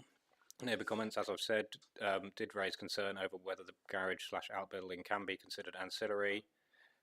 It's important to note the main dwelling is located at the rear access road, and there is a degree of physical separation between the two. As I've said, the garage is at the street frontage, so it's a slightly atypical site layout. And yes, it is separated by the shared access road. But it is considered that the use of the garage / outbuilding is not extraordinary in relation to the primary use of the site, which is a dwelling house. Comparable examples do exist in sort of a more rural setting where outbuildings might be separated from the main dwelling house by a road, but they can still be considered ancillary. And there is an additional mitigation proposed, and that is for the applicant to enter into a unilateral undertaking, and that will require them to link the two sites together and to ensure that the building itself will not be used as a separate self-contained dwelling. In terms of design, layout and heritage, the existing garage gate dates from the 1980s with little or no heritage value. The site is not listed and it is not within a conservation area. The street is predominantly Victorian terraces and semi-detached houses. However, there have been substantial alterations and modifications to existing properties and new infill housing developments of varying styles. As such, it is considered that there is no one distinct or defining style within the locality. So here are some views from the site. So the view in the top left corner is front on, sort of halfway in the road on Upland Road. The top right view is the long view looking northwest on Upland Road, and the bottom right is the long view looking southeast towards properties on Freehan Road. So as I mentioned, there's precedent for a garage flush with the pavement. There's infill developments of varying styles. So there's a modern development, 3A Freehan Road, and 67B was a sort of recreation of the historic terrace. There have also been substantial alterations and modifications to properties in the local area. So number 48 and 50 is just across the road, and you can see there's been substantial alterations to the ridge and the introduction of a dormer to the rear. Similarly, number 13, Freehan Road, which is sort of diagonally across from the application site, has a large rear extension and additions. So going through further design, layout and heritage considerations, at ground floor level, development brings forward the existing building line by 1 metre, but is set back from the pavement edge by ½ metre. At first floor level, the development introduces an additional storey which sits flush with the existing building line and is set back from the pavement by 1.5 metre. As I've said, the roof is pitched down towards the gardens on Freehan Road, and the roof is stepped to the rear, and that aligns with the outrigger projection of 28 Freehan Road. The design and massing will result in an impact on the streetscape, and that's by way of the ground floor projection and the introduction of a first floor. However, it's considered the proposal is compatible with the varied streetscape. There is an additional mitigation proposed to secure high quality external materials prior to the commencement of the above grade works. The applicant/agent has provided some renders, so this is on the northwest long view along Upland Road, and then facing the other way, so looking southeast on Upland Road. That gives you an idea of what the proposal will look like, an indicative render. Moving on to neighbouring amenity, so at ground floor level, the side elevation views look towards the side return wall of 67 Upland Road. Similar views are attainable by standing in the existing communal access road. There are no side elevation views onto, or direct side elevation views onto the properties on Freehan Road. Moving on to the front facing views, those ones look out into the public realm on Upland Road and have sufficient separation distances to the properties across the road. And at first floor level, there are windows on the side elevation sharing the communal access passage, and there is a window on number 67 Upland Road, which is obscure gaze on the bottom pane, and that serves a stair core, and it's not considered that would be of detriment to their amenity, the occupiers of number 67. There is an additional window facing that looks over the gardens on Freehan Road, the gardens and the properties on Freehan Road, and there is a mitigation to control this overlooking, and that is for that window to be fixed shut and obscure glazed. The applicant has provided a daylight sunlight assessment, which is completed to the BR 209 2022 standard. That's sort of the industry standard for planning. It's worth noting all affected windows comply with the BRE guidance for access to daylight and sunlight, and non-compliance with the industry standard recommendations is limited to the sunlight test in respect to the garden of Freehan Road. At the bottom here, that just gives you the indicative pathing of the sun around the site. So the image on the left is the longest day of the year, that's summer solstice, a weekend or two ago. And on the right is the shortest day of the year, which is the winter solstice. Moving on to the aspect of non-compliance, which is the sunlight test in respect of the garden of Freehan Road. It's worth noting that the guidance itself is intended to be used flexibly, particularly in urban locations. The garden itself is approximately 47.5 square metres. In absolute terms, the garden loses 1.8 square metres. It's worth noting the modelling is carried out without trees, and number 26 actually has a large tree on the boundary, which is likely to impact on the light received. As you can see here, the loss of sunlight areas are marked in red. I'll briefly go through what the key means. So the dark areas receive under 2 hours sunlight on the 21st of March before and after the development. The red areas indicate receives at least 2 hours of sunlight on the 21st of March before the development, but will receive under 2 hours of sunlight after the development, which indicates a light loss. And the lighter green in the top corner indicates the development receives at least 2 hours sunlight on the 21st of March before and after the development. Members undertook a site visit yesterday, and it's worth noting that this area of the affected garden is mainly boundary planting, border planting along the side. So from the impression I got was it's not an area that you would sit out typically to enjoy the sun. In terms of neighbouring amenity and the impact on openness and outlook, I think it's safe to say number 67B and number 28 Freehan Road will be the most affected. I will indicate those properties for you on the drawing. So this is number 67B here. Hopefully you can see that. I'll zoom in a little bit. So that is number 67B where I put the red dot there. This property here is actually split into flats. So it's 28A and 28B, Freehan Road, and this is 26 Freehan Road. So yes, the most impacted properties in terms of reduction of openness and sense of enclosure will be these properties here, which is 67B and 28. It's worth noting that affected properties feature an existing outlook that is blocked by the side return wall of 67 Upland Road, albeit it's further set back, and there is an image of that side return wall and the outrigger you can see that runs along here as well. But it's also worth noting that similar separation distances exist across the road. So that's the relationship between number 30 Freehan Road and the side elevation wall of number 50 Upland Road.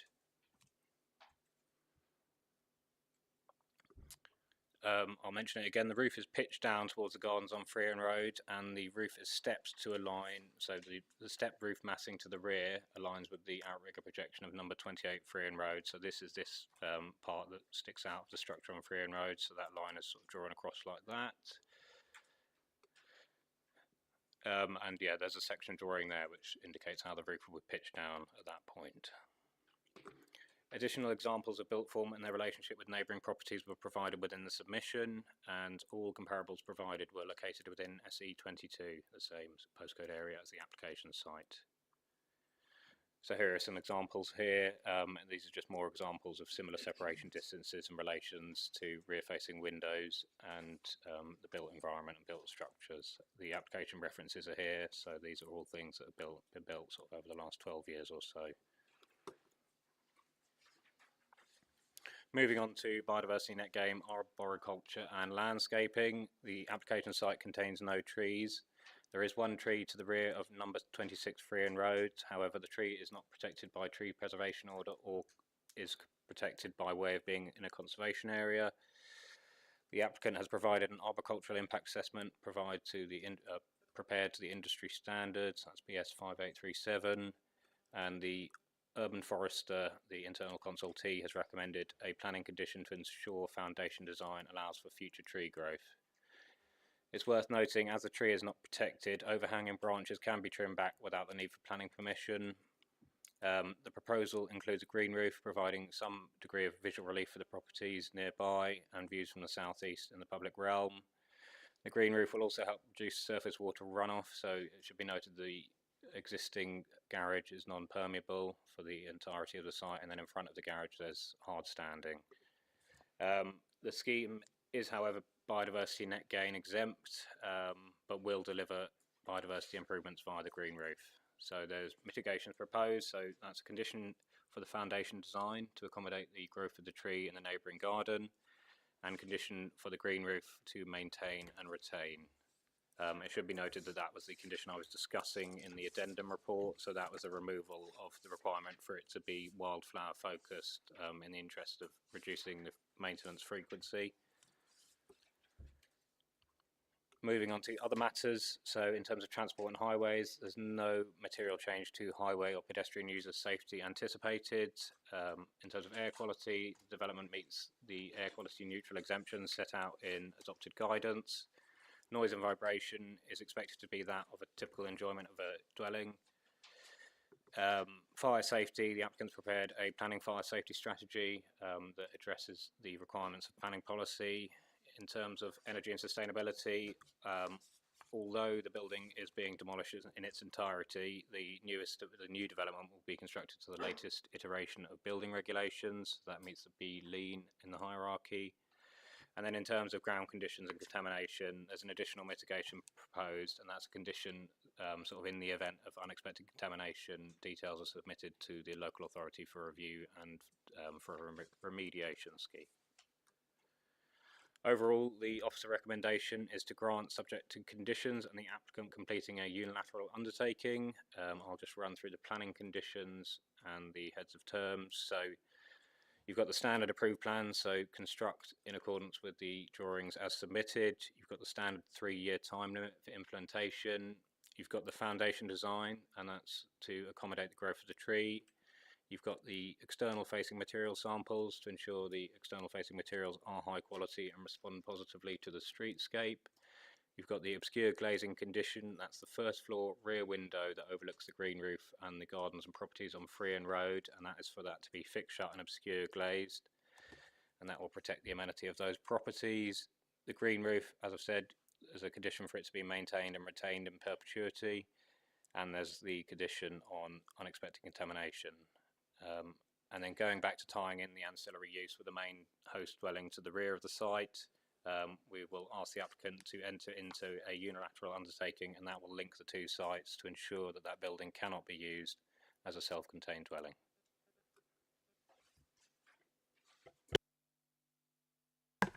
Thanks for that, Sean. That was really good to go through. Does anyone have any clarifications they'd like to ask? I'll go with Lee first. Yeah, so sorry for my benefit, and thank you, Chair. I think I probably want to understand a bit more about the unilateral undertaking and the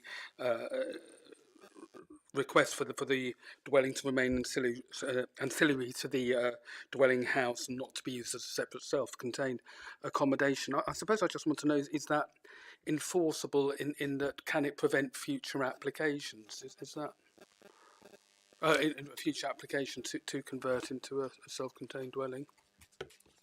I'd have to seek legal advice on whether it could prevent future applications specifically. What it would do is when you can enter into a unilateral undertaking, it would be registered as a charge on the land. So, you know, in the unlikely event that the applicant does try and dispose of it, it would be picked up on property solicitor searches, and it would link the two sites together. So there is a legal mechanism in which we can enforce if that property, or if we believe that property is being used as a self-contained dwelling. Chair, if I can add to that, it's a legal promise, legal agreement that runs with the land. So whoever will buy land in the future will be binded by this, unless it's amended or discharged, or the local planning authority would decide that there is no purpose for that. But as the agreement is enforced, we would be able to take action against any owners, current or future owners, and enforce that this this unit is always ancillary to the main house. Sorry if I can just ask again, but that wouldn't stop someone again applying to convert that particular unit at a future stage, is that right? That's correct. So, if I may add, Chair, if there is an application to change the use of this structure from ancillary to a fully self-contained unit, then it has to go through the planning process. Yeah. But we do have enforcement history where we have enforced against the conversion of ancillary structures into self-contained units. So, you know, there is precedent in that regard, so it's enforceable. Thank you. Kath? Does it stop it being used as a Airbnb?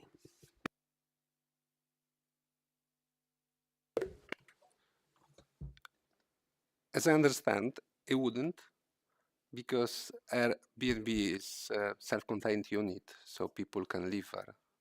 But that's something that we would probably be able to tie up in the legal agreement, specifically to refer to that. That would help. If I may, thanks, Camille. I mean, use as an Airbnb would be contrary to the documents before you and the conditions that we are proposing. So it would be a breach of any permission that you might be minded to grant tonight. So it would be a breach of planning control that would be enforceable if investigated and proved as a matter of fact. So use as an Airbnb is not allowed under the permission or the conditions before you. Andy? I'm afraid I'm just ask the same question again. But could it be rented out as a room? No, not separately, because it has to be ancillary to the primary dwelling to the rear. That is the proposal before you, is for an ancillary use to the primary residential dwelling to the rear. One clarification I was wondering on, and I appreciate you might not have the answer to this, but on the precedent that was included and the images you've got here, I don't know if you were able to tell or know what the use of that land is between the property and the example two-story property is. Like because in this instance it's a garden, but I don't know if it's one of those things where if that is a consideration, I suppose, as well. But if it's, because one of them looks like it might be a drive, whereas some look like gardens as well. So I guess just a clarification around that. Is it this slide here, Chair, or is it the slide before this one? Yeah, this one here. I believe they are all rear gardens, so I was trying to show a relationship that's identical. That's the ground floor to the built form, sort of opposite those windows. Yeah, I believe they're all rear gardens, as far as I'm aware. Okay, thanks, that's great. Any more? Sean?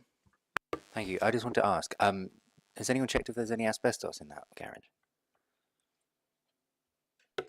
It hasn't been, we haven't got an asbestos survey. Asbestos is controlled by other regulations as well, but it will also be covered by the unexpected contamination condition. So it may need to be remediated, but it will be picked up by that. But it's not usually something we specifically can condition because it's controlled by the regulation. Cool. And I just wanted to add just one separate question as well. Just in terms of one of the objections received, it says existing plans are inaccurate. Has anyone got any information on that? Because if they're inaccurate, I don't know what we do. Yeah, I did cover that. I can tell you what exactly where in the officer report where I did cover that. It does show the site as it was in situ a few years ago. I'll go back to the front on view. Essentially what has got, let me find a good view for you.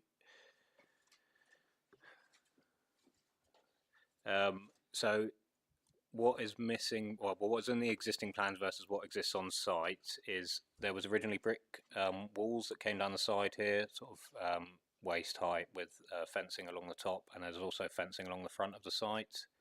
I did cover that in the officer report under so it is in the further briefing notes. So the point I made was, you know, I appreciate the existing plans do not fully accurately represent these existing site conditions, i.e. the fence structure projecting to the pavement is no longer in situ. But notwithstanding the error, I visited the application site on 3 occasions, actually 4 as of yesterday, and it's considered a recommendation can be made without prejudice. Jane? Thank you. The communal pathway on the left-hand side of the garage, it's got a gate across it, but you were saying it's used by everybody, or it's not How? What do they? It's wide enough, probably get a small car in there, but how do they use that pathway? Because it goes up to the main house, doesn't it? But they've put a gate across it. So was it a public pathway before, and now is closed off and owned by someone, or what's the?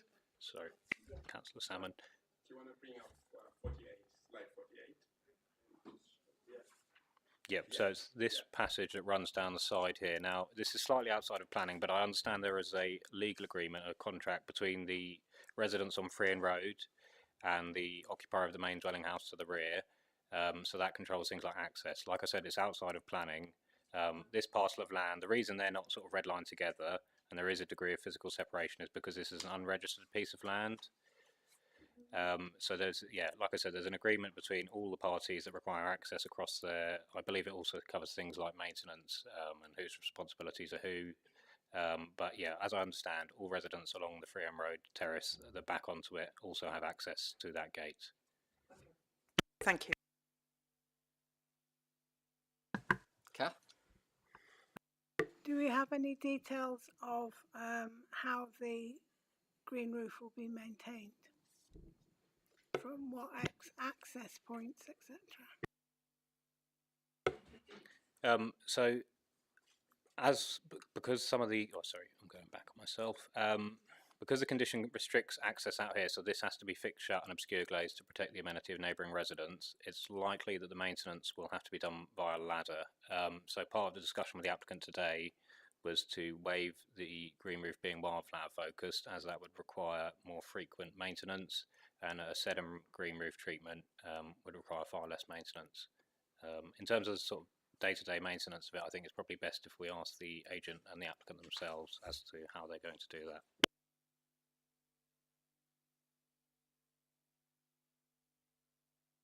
James?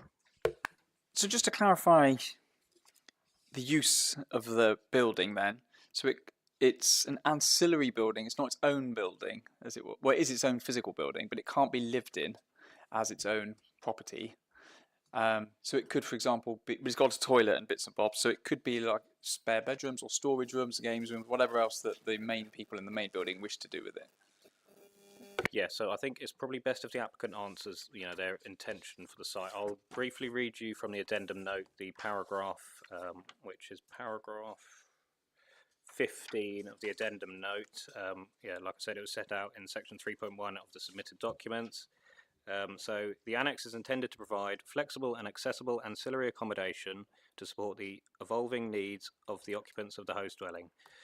This includes space to enable home working, the temporary accommodation of elderly family members, that's a sort of granny annex, and provision to support assisted living if required in future. One of the occupants of the host dwelling is a wheelchair user. The provision of step-free, easily accessible ancillary accommodation is therefore of particular importance in ensuring the long-term adaptability of the home and supporting the occupant's health, well-being and ability to remain in their home over time. The proposed annex would remain ancillary to the host dwelling and would not function as an independent residential unit.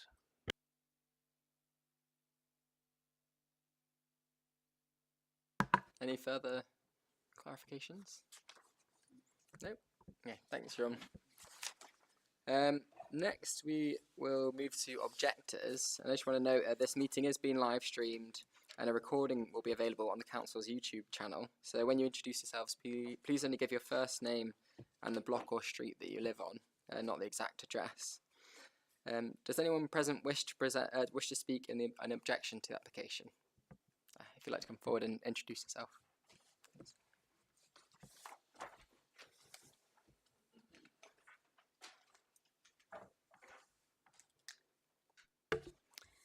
I'm Sarah, and I'm speaking on behalf of the 6 households who are impacted by the proposal, most of whom are here tonight.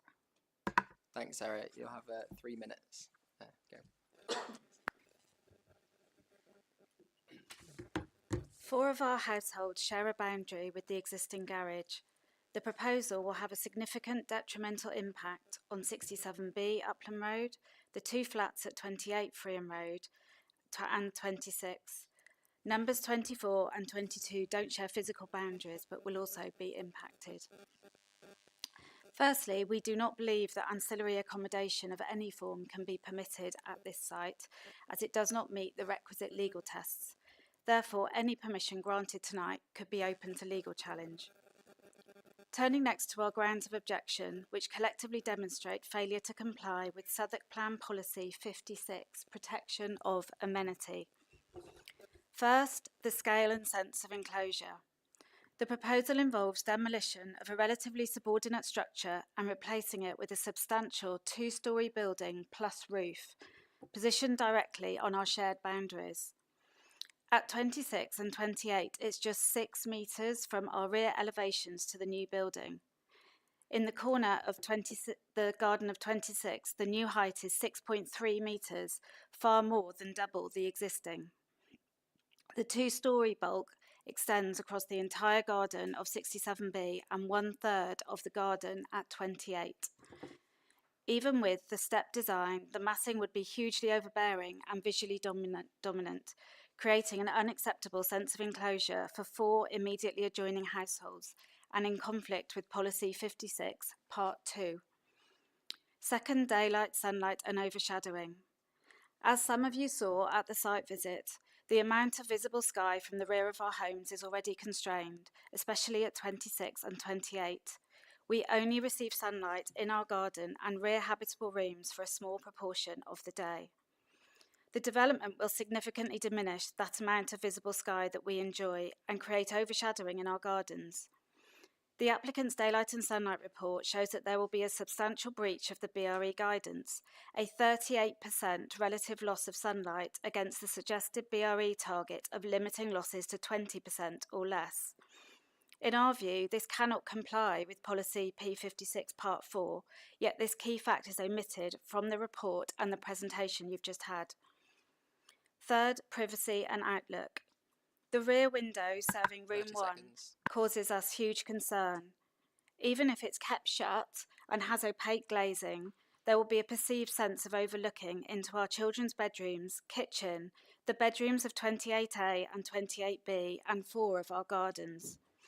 This perceived loss of privacy is clearly in conflict with P56 Part 2, which seeks to prevent any actual or sense of overlooking.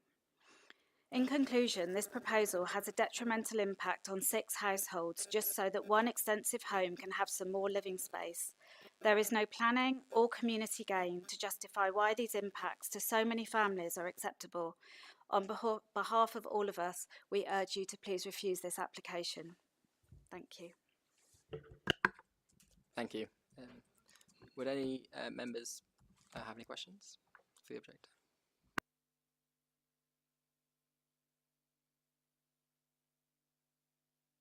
Kath?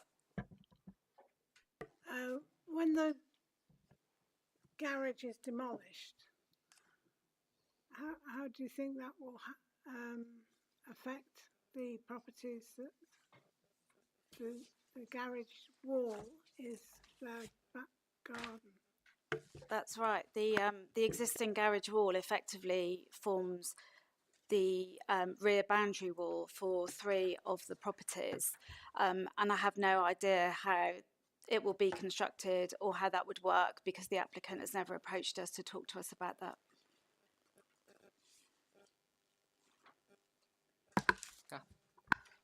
Has the owner not approached you at all? No. No consultation whatsoever? No.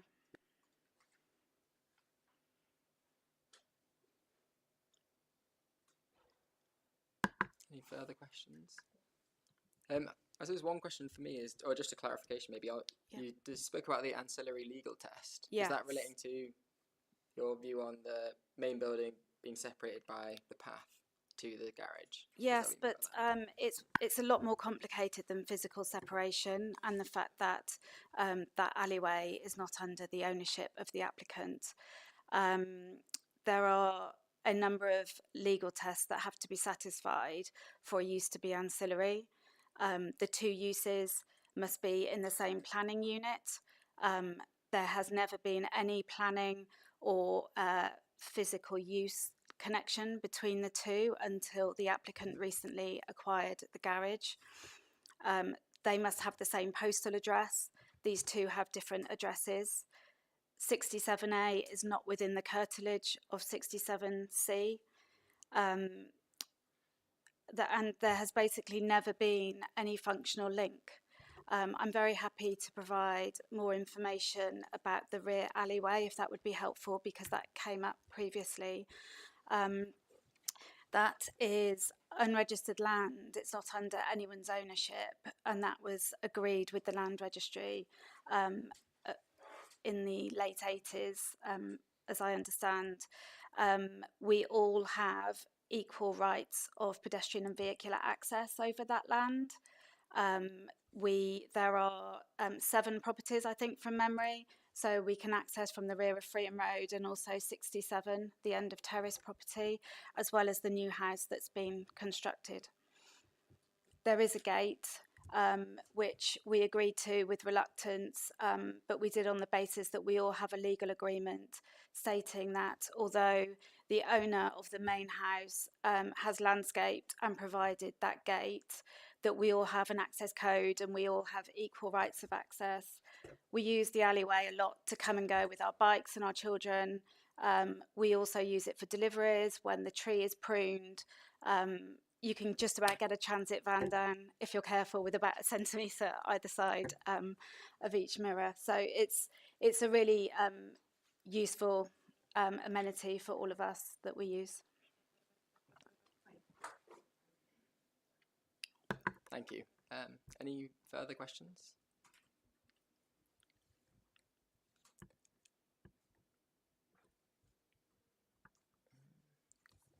Okay. Oh wait, so, sorry, Sean. No problem, thank you. Just want to clarify, how many properties have garden access through that passageway, do you know? So it's 26, 24, 22, 20, 18, 16 and 67, so 7.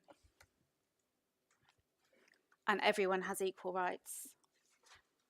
We were obviously very nervous when the applicant developed their own house and wanted to landscape it in the same style and everything, that it would appear that they owned it, hence the legal agreement.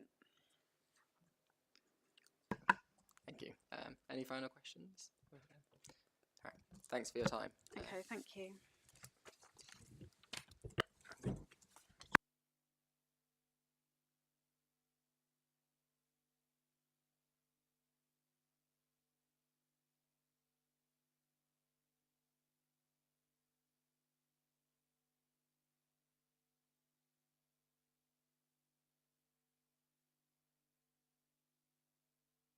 So next I'd like to invite forward the applicant and their agent.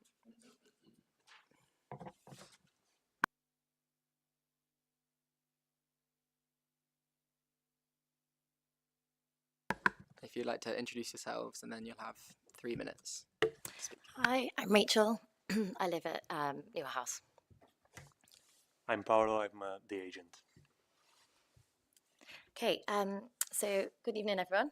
I'm here speaking in support of our application on behalf of my husband, Haruki, and our family. We're the owners of Newer House and the garage at 67A Upland Road, where we've applied for the proposed development. We built Newer House because my husband is a wheelchair user, and we needed a home where he could live independently.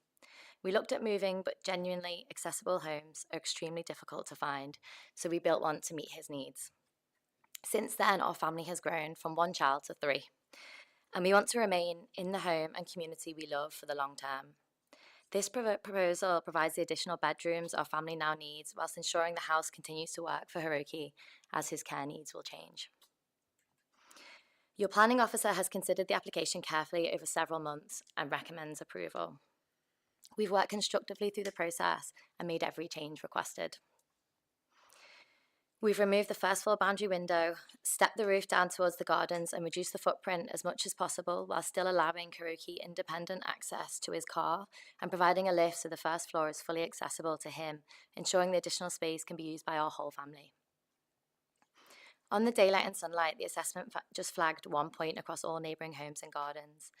Even there, the change is less than 2 square metres in a garden already heavily shadowed by its orientation, surrounding buildings and the neighbour's own mature tree. Every window passes. On Outlook, only the rearward view is affected, and very similar relationship between buildings and gardens already exists opposite our site. We know this concern that one day it could become a separate dwelling. It won't, and we don't want it to. Our house is landlocked, and the lane is its only access, so we never viewed this as a separate plot. We've also agreed to a legal undertaking permanently tying this building to our home and preventing it from ever becoming a self-contained dwelling. We welcome that restriction. At its heart, this application is about allowing our family to continue living in the home we built for accessibility and ensuring my husband can continue to live there independently as our family grows. Your planning officer concluded that the proposal meets the relevant planning tests and recommends approval, and we respectfully ask the committee to support that recommendation. Thank you. Thank you. Do any members have any questions? I have a few as well, but I'll start with Jane. Thank you very much for that. So it's your husband who's... Yeah, so my husband suffered a spinal cord injury 10 years ago, and we used to live in a flat that we couldn't, it wasn't accessible. Our lift kept breaking. We tried to look for accessible homes, and we couldn't find one that was suitable. So we decided to build a house, and so we built the house based on to have a place that he would have the space to feel free. And so, how do you envisage him using it? Is it occasionally? Yeah, to be honest, it's we would for him to have. So he works in the city centre, but he works at home a lot as well. So it'd be a home office for him for part of the time. But the reality, so that we could have a bedroom for some of our children. But the reality is, we would probably at some point need a carer to kind of support him in his ongoing needs. So it's something that gives us evolution and sustainability for our growing family. Yeah, and how would he get to the site? Would he go round the road? No, so the plan is there would be a door on the access lane so that he could go in. There'll be a lift up to the first floor. And his chair is electric? No, he uses a manual wheelchair. Yeah, oh, yeah. Right. Yes, I think that's everything. Yeah, I think that's from me. I suppose, my question on the point you said about the 3 bedrooms, just to understand, is that changing some of the rooms in the main house to bedrooms and moving those uses into this building? Yeah, I mean, to be honest, we want this, and we haven't, like what we know is right now our children share a room. We don't have space if we do need a carer to move into the home. So we would just have to reshuffle and rejiggle. We would have an extra room that means that we could then accommodate either an independent carer to support Haruki with his needs, or one of our children would have their own bedroom.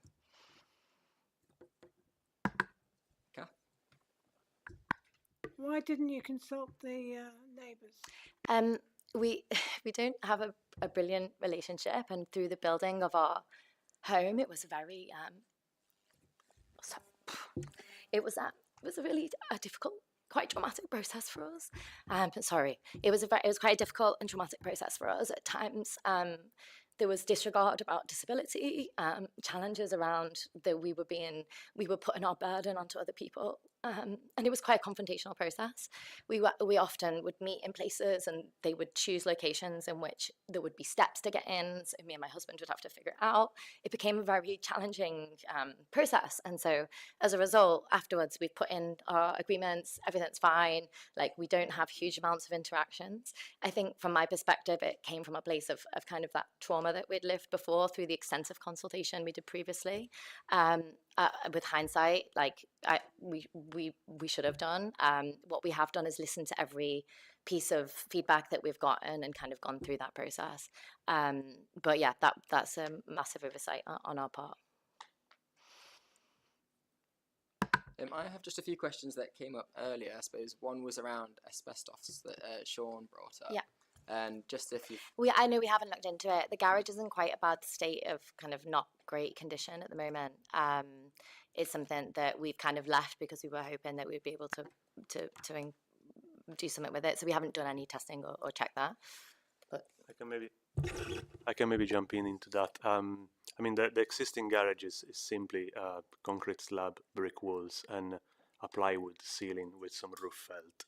So the likelihood is low, but we will obviously, of course, before site start, do all the due checks in the case that this is approved. And to go back to one of Kath's questions on the maintenance of the green roof, just what the Yeah, so currently we have gardeners who come and support all of our outdoor work and also maintain our current roof. So we would just extend their like regular maintenance to be looking at this roof as well. The assumption would that they would have to use ladders, so we might have to put something in about liability, but it's similar to our current green roof. So I suppose the idea there being that you'd use a ladder from the access road. Yeah, or we'd have some agreement if it went through with Or from whether the or not, yeah, with Yeah. other people. If not, it could still be accessed. Yeah. Any further questions? Kath? The garage forms a part of the back boundary wall. Yeah. For some Yeah. of the properties. Yeah. How will you deal with that? Probably in a similar way. So when we did our development for our house, we were on our house is on the back wall of quite a lot of them on Upland Road. So we would approach it with the same level of respect and care, attentiveness. We would help support in making sure it was set back to how they wanted it, or we actually contributed to a lot of like new fences and new walls for a lot of people where we do have boundaries with them. So we would approach with the same. We'll go through party wall awards in due course, of course, and like that will take care of any agreement between the site and the neighbors, as well as any necessary protection of sites to work while the development is being carried out. As Rachel has explained, the main house had something like 8 or 9 party wall awards. We'll deal them in a similar way.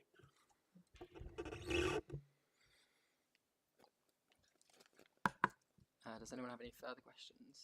Lee? Just quickly, as part of your considerations, did you explore any options and possibilities around carrying out further adaptations and changes to your existing dwelling? Yeah, the thing about our existing dwelling is due to the requirements around accessibility, like whilst it can look quite big, a lot of the rooms just require that for wheelchair access. And then for all of the rooms that we have available for bedrooms, they are currently. So we have a couple of rooms that have no windows, they're just in a basement black box. And so we can't use them as for example, for a carer to live in. Kath? There's no catering facilities in the annex. No, the plan would be for them to just have they would use our kitchen and we could put in a toaster and a kettle. That would be the approach.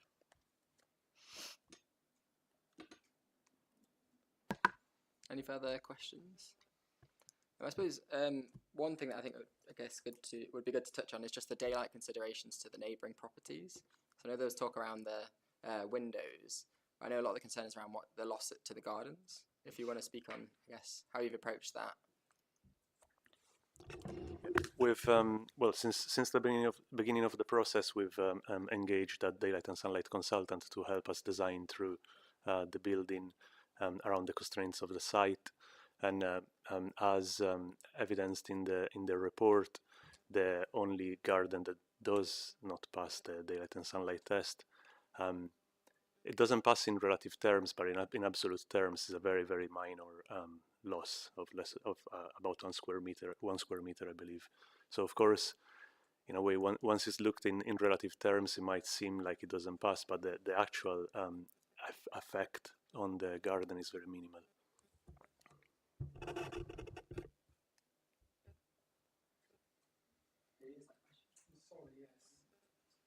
Apologies. You mentioned a toaster and a kettle in the room, and sort of like one step on from that might be a microwave and. No, we would have, it would be very strict under the fire regulations. We haven't designed it to be a kitchen. There will be no kitchen in there, to be clear. Yeah.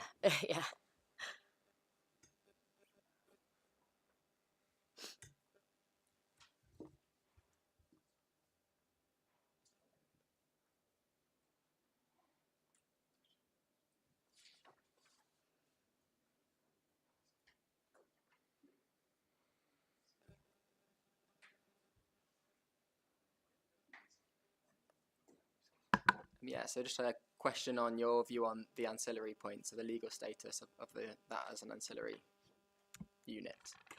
My view, obviously, I'm the person who's requested this and using it. I will do anything that is required to make that happen, like prove that point and abide by whatever it is. We do not want to use it for anything other than our home. Our home is a precious place. We would not Airbnb it. That's not even something we would consider doing. This genuinely is because we have a family that has grown, and unfortunately, it's difficult for us to find places that we can live. We've invested so much in where we are today, and we just want that little bit of extra space to accommodate our family. Yeah, so I would do whatever was needed. Yes, yeah, we're not legal experts, but I mean, it should be pointed out that the lane itself, as though, is of course not under the ownership of the applicant, has been included in all the planning applications, has been conditioned as part of the main application, has been built and maintained by the applicant. So, for the benefit, of course, of the applicant, but also of all the neighbors, the lane is their main access point, and in that sense, the access to the garage is within the lane. So although they are two separate entities, realistically the lane can't be it can't be separated from the house, because the only access point, and in reality is their main access to the house that's used every day. Yeah, and also to the point earlier, like we actually purchased the land not soon after we moved in. So for the last almost 3 years, it has been used as our garage. So that is how it is being used currently. And a question I have, I suppose, just to follow on from that, because I suppose the worry is if you sell the house and then somebody else splits it up. But from the sounds of it, you're intending essentially to live there long term. Yeah, I mean, our children are 4 and 5, and they go to the local school, and so we really see ourselves being there for a very long time. Yeah. Any further questions from members? Okay, great. Thank you. Thanks for your time. Thank you. Thank you so much. So next we'll go to supporters. Does anyone present who lives within 100 metres of the development site wish to speak in support of the application? I don't believe we have anyone who's let themselves be known to us. No. Okay, so next will be the local ward councillors. So I believe we have Councillor Janice White, if you'd like to come forward. Thanks. So if you'd like to introduce yourself, and then you'll have 3 minutes.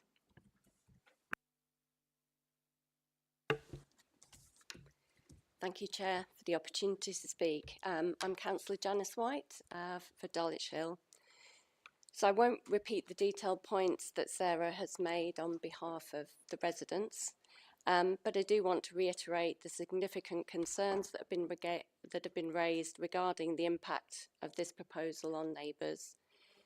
This is an unusually constrained site, which those members of the committee who visited will understand. And local residents have highlighted the impact that a 2-storey development in this location would have in terms of privacy, overlooking the loss of daylight and sunlight to neighbouring homes and gardens. The committee have seen the level of objection from those most directly affected, many of whom have taken the time to be here this evening. These are residents whose properties sit in very close proximity to the proposed development and who will experience its impacts on a daily basis. While there's always a balance to be struck between enabling development and protecting the amenity of existing residents, I would urge the committee to give careful consideration to whether the balance has been achieved in this case. Having listened to residents and reviewed the plans, I remain concerned that the impact on neighbouring amenity is greater than would normally be expected or acceptable, and I ask the committee to consider this very carefully in their deliberations. Thank you very much. Thanks, Janice. Does anyone have any questions for Janice? Kath? I was very struck by the closeness of the back wall on the 2 gardens that we went in yesterday. How do you think they will feel if that is double the height or more, that garage wall? I think it will be very imposing, and as you'll have seen from the site visit, the demolition of the existing structure will be extremely disruptive to the residents, and it's my view from seeing the site that a new two-storey dwelling will be very imposing. Sean? Thank you, Janice. I just want to ask, do you think there's kind of a balance here between, particularly the applicant mentioning about having a disabled husband and particularly having to make that out in terms of the property that she's currently in and having to expand? Do you think there's kind of perhaps a balance here between the two of them, perhaps? Yes, of course, and I'm very sympathetic to the applicant's request and requirements for space and access, but would still consider that this development is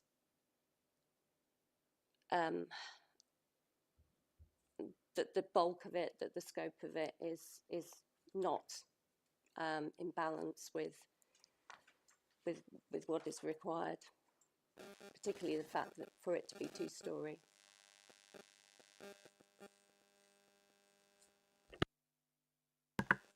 Any further questions?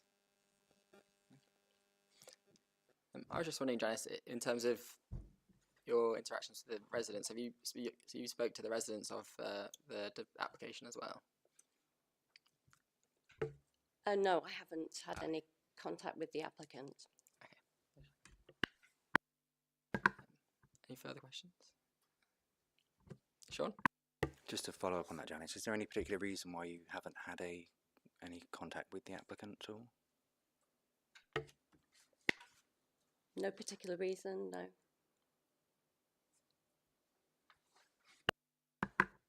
Any further questions?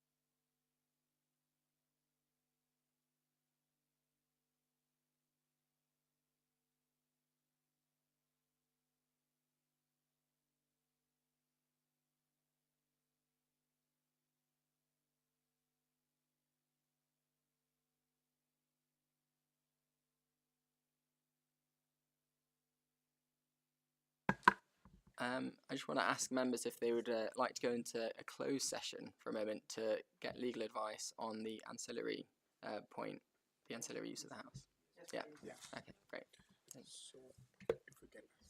Yeah, so if I could ask the gallery then. Can we just ask a councillor to second that, so we do it formally? Thanks, Jane. Are councillors in favour of that? Can I just double check? Thank you.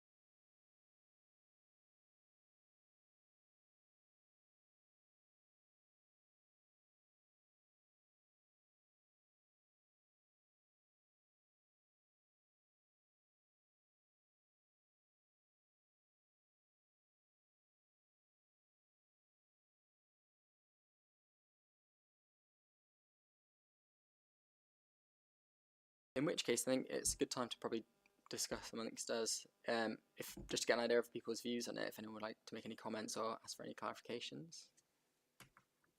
Or ask any questions. Yes, I had one about the effect on amenities, because when we visited yesterday, it was apparent that it would, it felt to me personally like quite a claustrophobic area, and it was just about how that would extend. Do we think, if the development was to occur? So I suppose the question's around how that's been assessed by the council. Yeah, that's what I meant. So yeah, for sure, yeah. How have we been over that? So yeah, amenity covers many things. So it's things like privacy, sense of overlooking, daylight and sunlight, sense of enclosure and loss of openness, and there's additional things like noise and odour. So I've considered all of those in the round, and I think I had presented them. We can go back. I'm happy to share the pack and go through those sections again if you'd find that would be helpful. And then there's also mitigating factors and precedent as well. So that's the surrounding area and local precedent. Would you like me to run through those sections of the slides again, if it would be helpful? Okay, yes, if you don't mind. Or if there's any particular part that is concerning you, because I know daylight is quite a particular.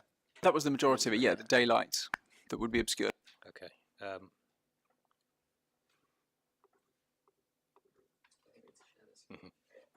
Sorry, it's just...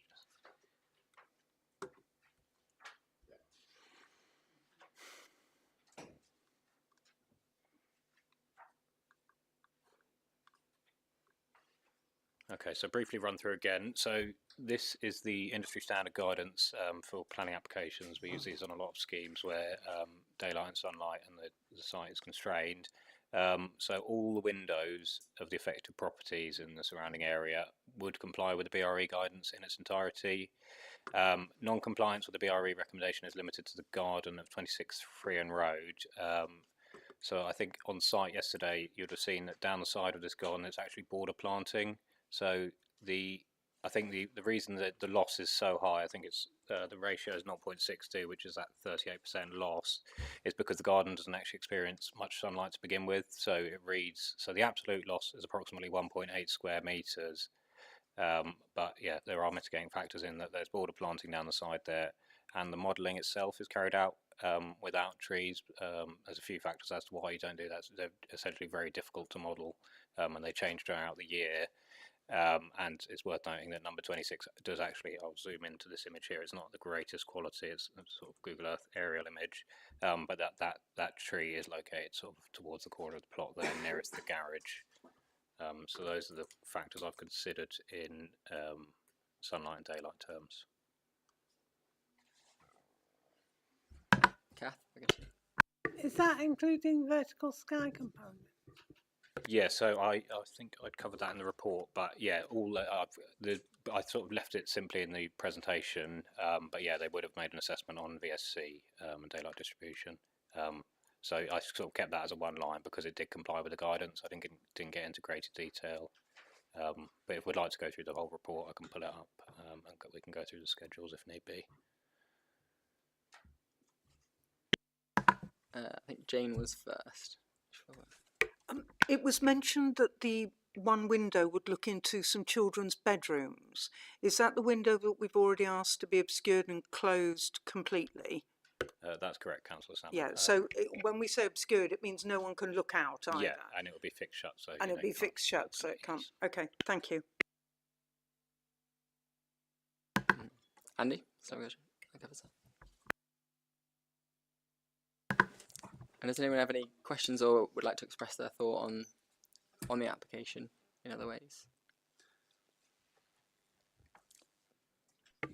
Kath?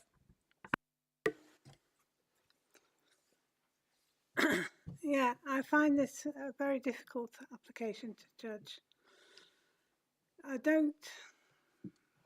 I'm not sure whether the advice that we've been given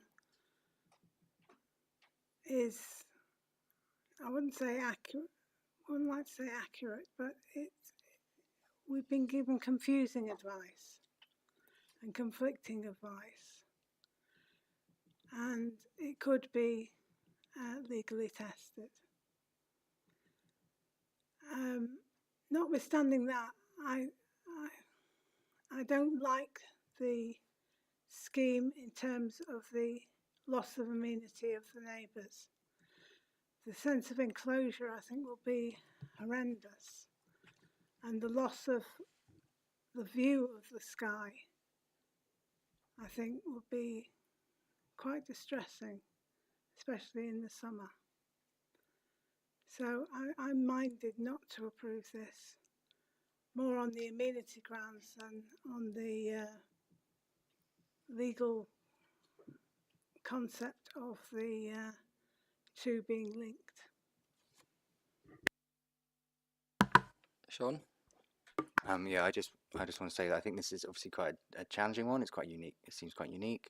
I think based on some of the sunlight surveys that have been done, it does seem minimal, particularly compared to an expansion of, based on what we've heard, accommodation for residents who are disabled and have had to put that, had to do that themselves. I think it looks, obviously, it seems quite likely that that is obviously the use based on what we can see. And I personally would be mindful to approve it based on the fact that this is quite a unique case, and obviously there are setbacks for the residents on the other side of the road, but also this is to try and expand the property for a resident who is also disabled. So I think there's a balance to be had there. Jane? I feel the same way as well. I'd approve.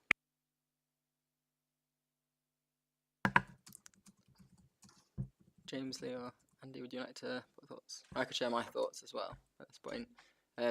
I have a similar feeling as everyone, well, all of you really, well, Kath and Sean and Jane, in terms of it being a really difficult case, because you can really see the balance between the loss of amenity to the residents, especially from the site visit yesterday. You could sort of feel, I felt from property number 28, the feeling of that stepping up.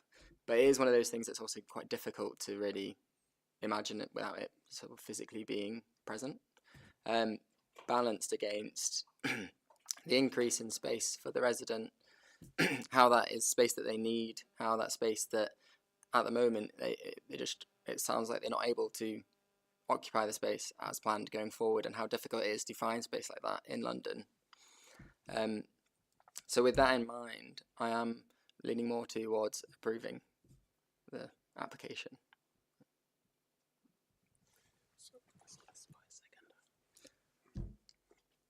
At that point, if anyone would second that motion. So, Sean? No, Maybe you just read the motion as you had in the papers. okay, I'm going to read the motion as it said in the papers here. I would like to move that we adopt the officer's recommendation as set out in paragraph 1 of the report on page 63 of the main agenda pack. Any amendments to conditions during the hearing. And so those are the amendments that we've discussed here. I'm going to read these. Could maybe say as updated report. Yeah, so that will be as the updated report. And condition 6. And condition 6 regarding the green roof. Yeah. So, yeah, in terms of a seconder, so Sean would be the seconder there.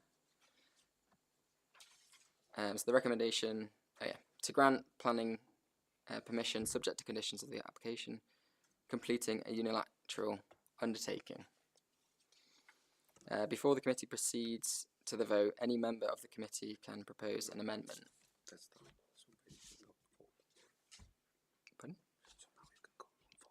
Okay. So in that case, we can go along to the vote. So we will now move to the vote. I will call on the voting members of the committee to vote by show of hands to indicate if you are in favour, against, or that you wish to abstain on the motion.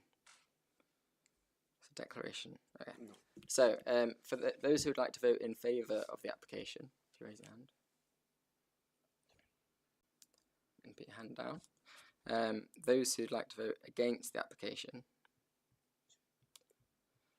and if you put your hands down, and those who would like to abstain, and if you put your hands down. Thank you. So in that instance, Yeah, so that was 3, 4, or in favour, 2 against, and 2 abstentions. So the motion is carried. The application is granted. Okay, that finishes, I believe, this concludes the evening's business. Why people are